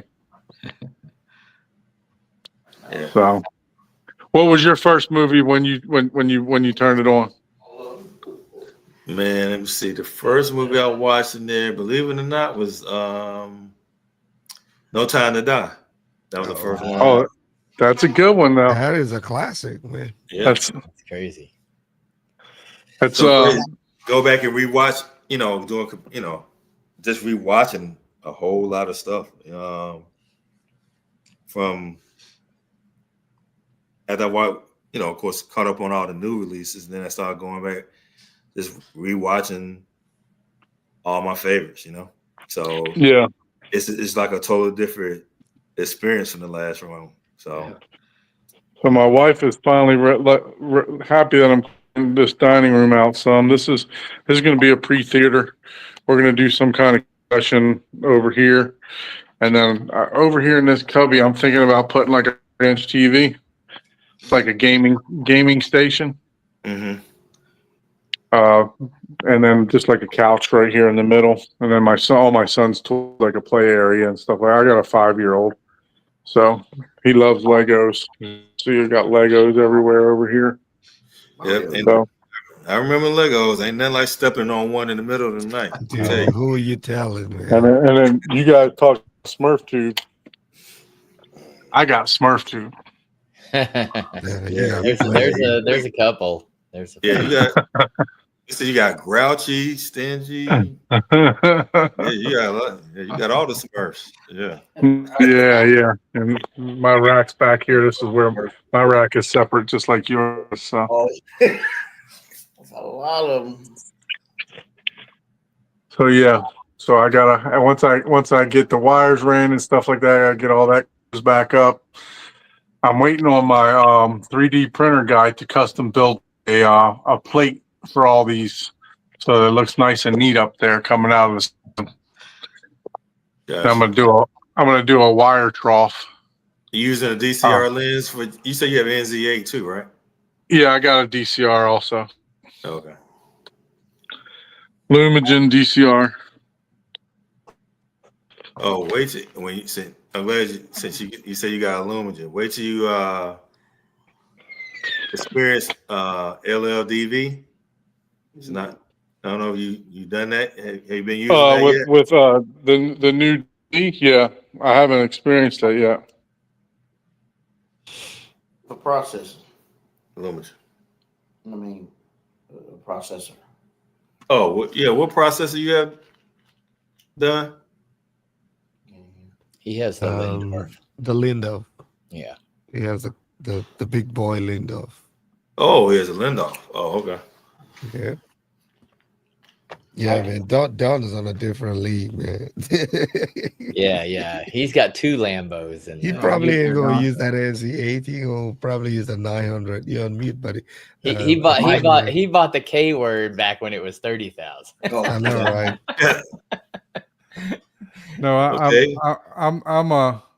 I'm buying monolith subs, man. I'm not on. Whatever, man. Man, They're just too heavy to be sold. Nobody wants to buy them. That's why you still got them. Man, they said they call you deep pockets done over there. Hot pocket, done. That's probably better. Didn't you see that belly when it stood up? Yeah, deep pocket dime. That's it. But man, it's been a great, wonderful show, man. Thanks, Absolutely. Terrence and Mario. You guys have outdone. Y'all gonna make me make a trip up to Hotlanta. I know, right? Out, man. All right. We might have to make a detour when we go from when we go over there to what is that? Audio Vice. Might have to make a little road trip. Yep. It's a long drive from Atlanta to Audio Advice. Yeah, no, you have to fly, man. Atlanta's like It's not 6 that hours bad from here. Yeah, it's From not too Atlanta to North Carolina, that's Yeah. another Like 8 6 hours, hours, I 9 think. hours now. No way. What about in North Carolina though? bad. Raleigh. Raleigh. It's Raleigh. about 6 4 hours. hours. Yeah, 6 4 to 5 hours. hours. That's 6 it. hours. Yeah, 6 hours from here. So, all right, where are you? Where are you? I'm in the DFW. I'm in Dallas area. Yeah, Dallas. And Michael, where are you at? Where Yeah, are you? Raleigh, North Carolina. Okay, North Carolina. And I'm from KC. that's right. You ain't. Oh man. Yeah. The home to the The home capital of the Midwest. whoops. Hurricanes. Yeah. Yeah, a lot. Hurricane and losers. Yes. So Yeah. how's that? How does that 80-inch subwoofer sound, man? How does that feel? It's a subwoofer. Nothing impresses Paul. Well, I mean, I used to do audio composition, Yeah. so I've experienced 180 dB. So there's Okay. once you've experienced 100 and something that requires double headphones and or earplugs and headphones and once you've gone Right. 300 miles an hour, a 200 mile an hour car is not going to impress you. I mean, Yeah. it's cool. It looks amazing. It is crazy amazing. But I'm one of those price to performance kind of guys. I'm like, man, and I know he, didn't pay for it for a showpiece, dude. It's awesome. I would totally just set that up and do the whole Back to the Future, thing, like a picture skit, like totally with that thing. But yeah, it is cool. And, but I mean, physics is physics. It's 50 inches. It requires a lot of power to move that mass. And I mean, I don't know when. It's just not practical, right? It is a showpiece. You know what I'm saying? It's like, there's nothing wrong with that. People have Rolex watches all day, every day. I can tell time. People have kaleidoscopes, more than one. I mean, yeah, exactly. But I mean, it is impressive. It is an impressive piece of jewelry. I will tell you that. And it is, but man, $100,000 just for the speaker and it's not just that. That's just the driver. Yeah, you gotta build custom build a box. Yeah, and that's several hundred pounds just for the driver. So imagine the difficulty getting that in. No, You're not putting that in your normal, $50,000-$80,000 theater. Not right. Yeah. It's not for the average consumer. It's but man, it is. It's a showcase. It is pretty cool. It's a cool thing, and if I had wake up one day and end up with FU money, maybe you'd have to do Let me build my whole home and theater around my new subwoofer. Exactly. That's what you would have to do. Well, actually, you could just tear down your false wall bass trap and put it, or cut a hole through it and back it right up to that. Yeah, just in there. I'll just call Ryan and buy a ticket. Yeah, no. What'd be cool is you have a door to the box and you walk through the subwoofer. Yeah, there you go. The subwoofer's highlighted with all. Speaking of subwoofers, Chris has a question.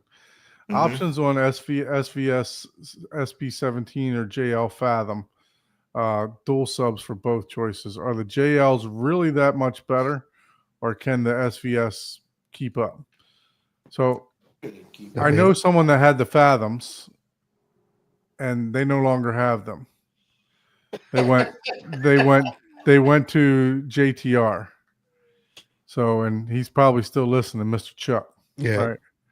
So I think for home theater, I think that the I've not heard either one, so this is just pure my opinion, but I think that the SVS is going to outperform the JL just because the Fathoms are tuned at a higher frequency rate. So I'm also curious who is saying that the JLs are really that better. Have they measured both because it looks like Well, that came from JLs are a great subwoofer. No, they're great. I'm just curious. What are the price? I guess they're it's pretty really expensive. They're You can buy quite a few SVSs for $6,000. Yeah, I know that. $2,500. Honestly, here's my look on that, or my perspective on that. 2 JLs off the cuff would cost you $12,000. You could get 4 of the SB17s. Yeah. And in order to get double to get that extra dB, you have to double each time. Double your right? speakers. So you got one subwoofer, so you have to double it, which would be 2.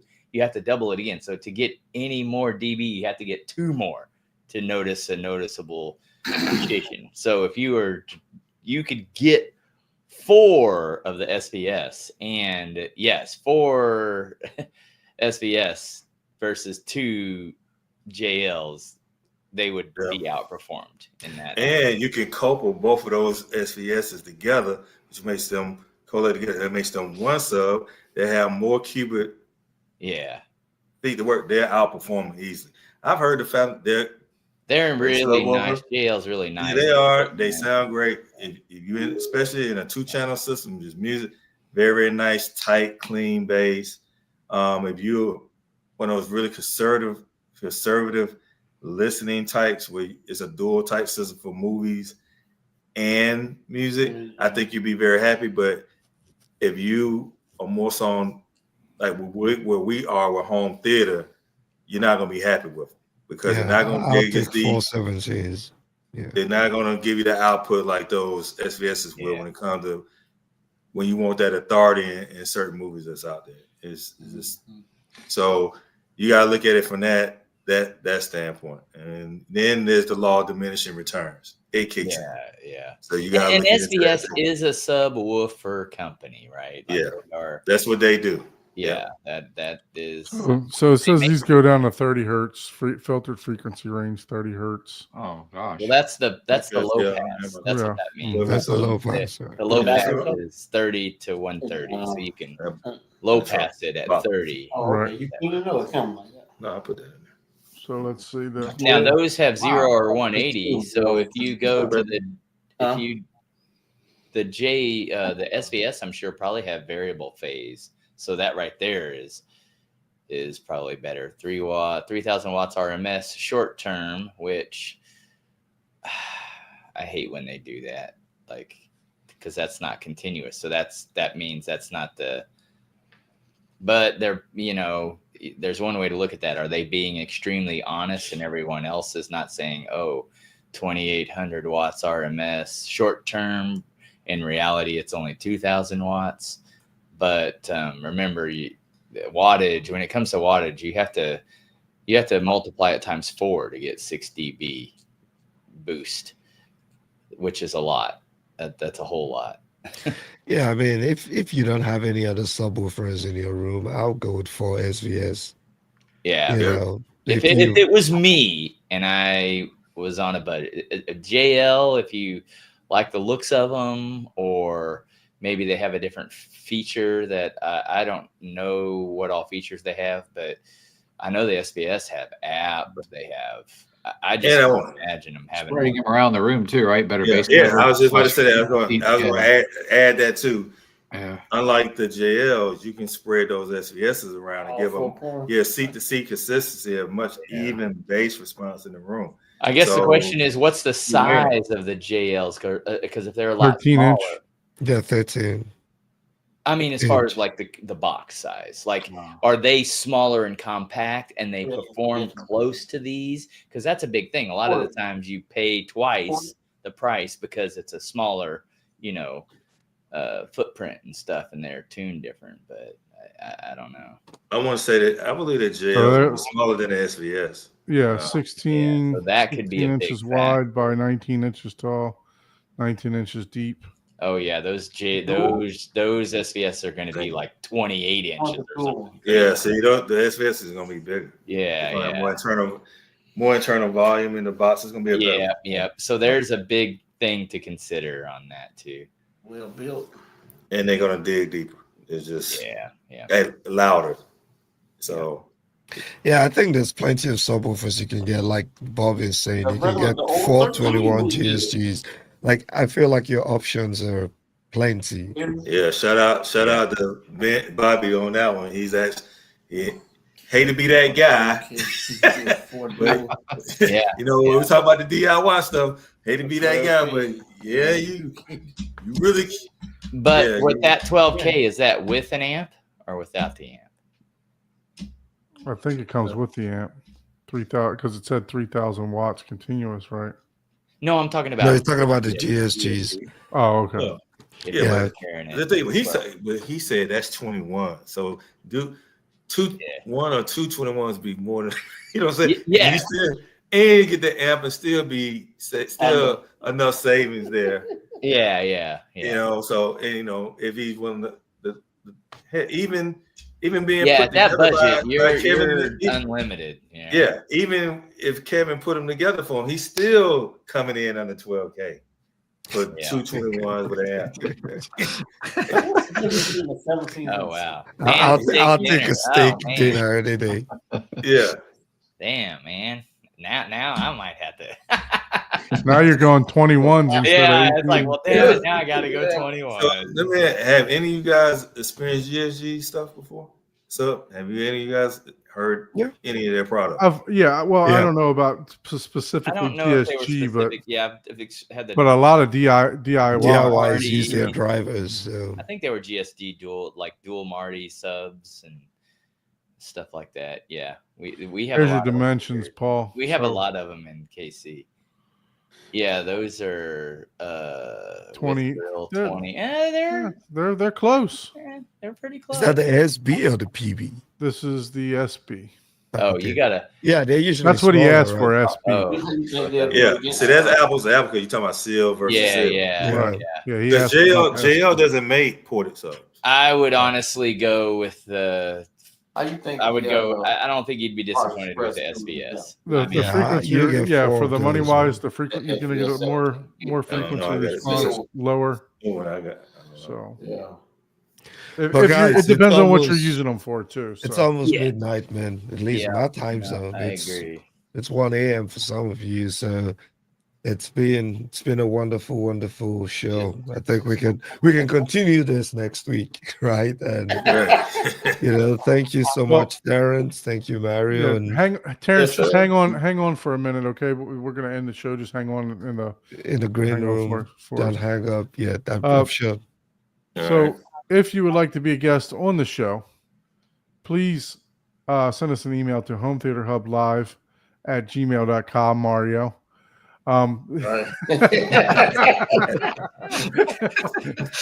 So if you'd like to be a guest on the show, please email us at hometheaterhublive@gmail.com so we can get you scheduled. As Ike said, we do have a couple guests coming up in the upcoming weeks, but we'll definitely get you fit in.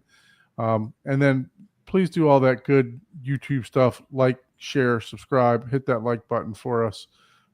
Terrence, really appreciate you joining. Beautiful theater. And Mario, thanks for walking us through the build process and everything else, because I don't think there's enough content on actually how to build a theater on YouTube. So thank you for joining the stream for that. So really appreciate that. All right.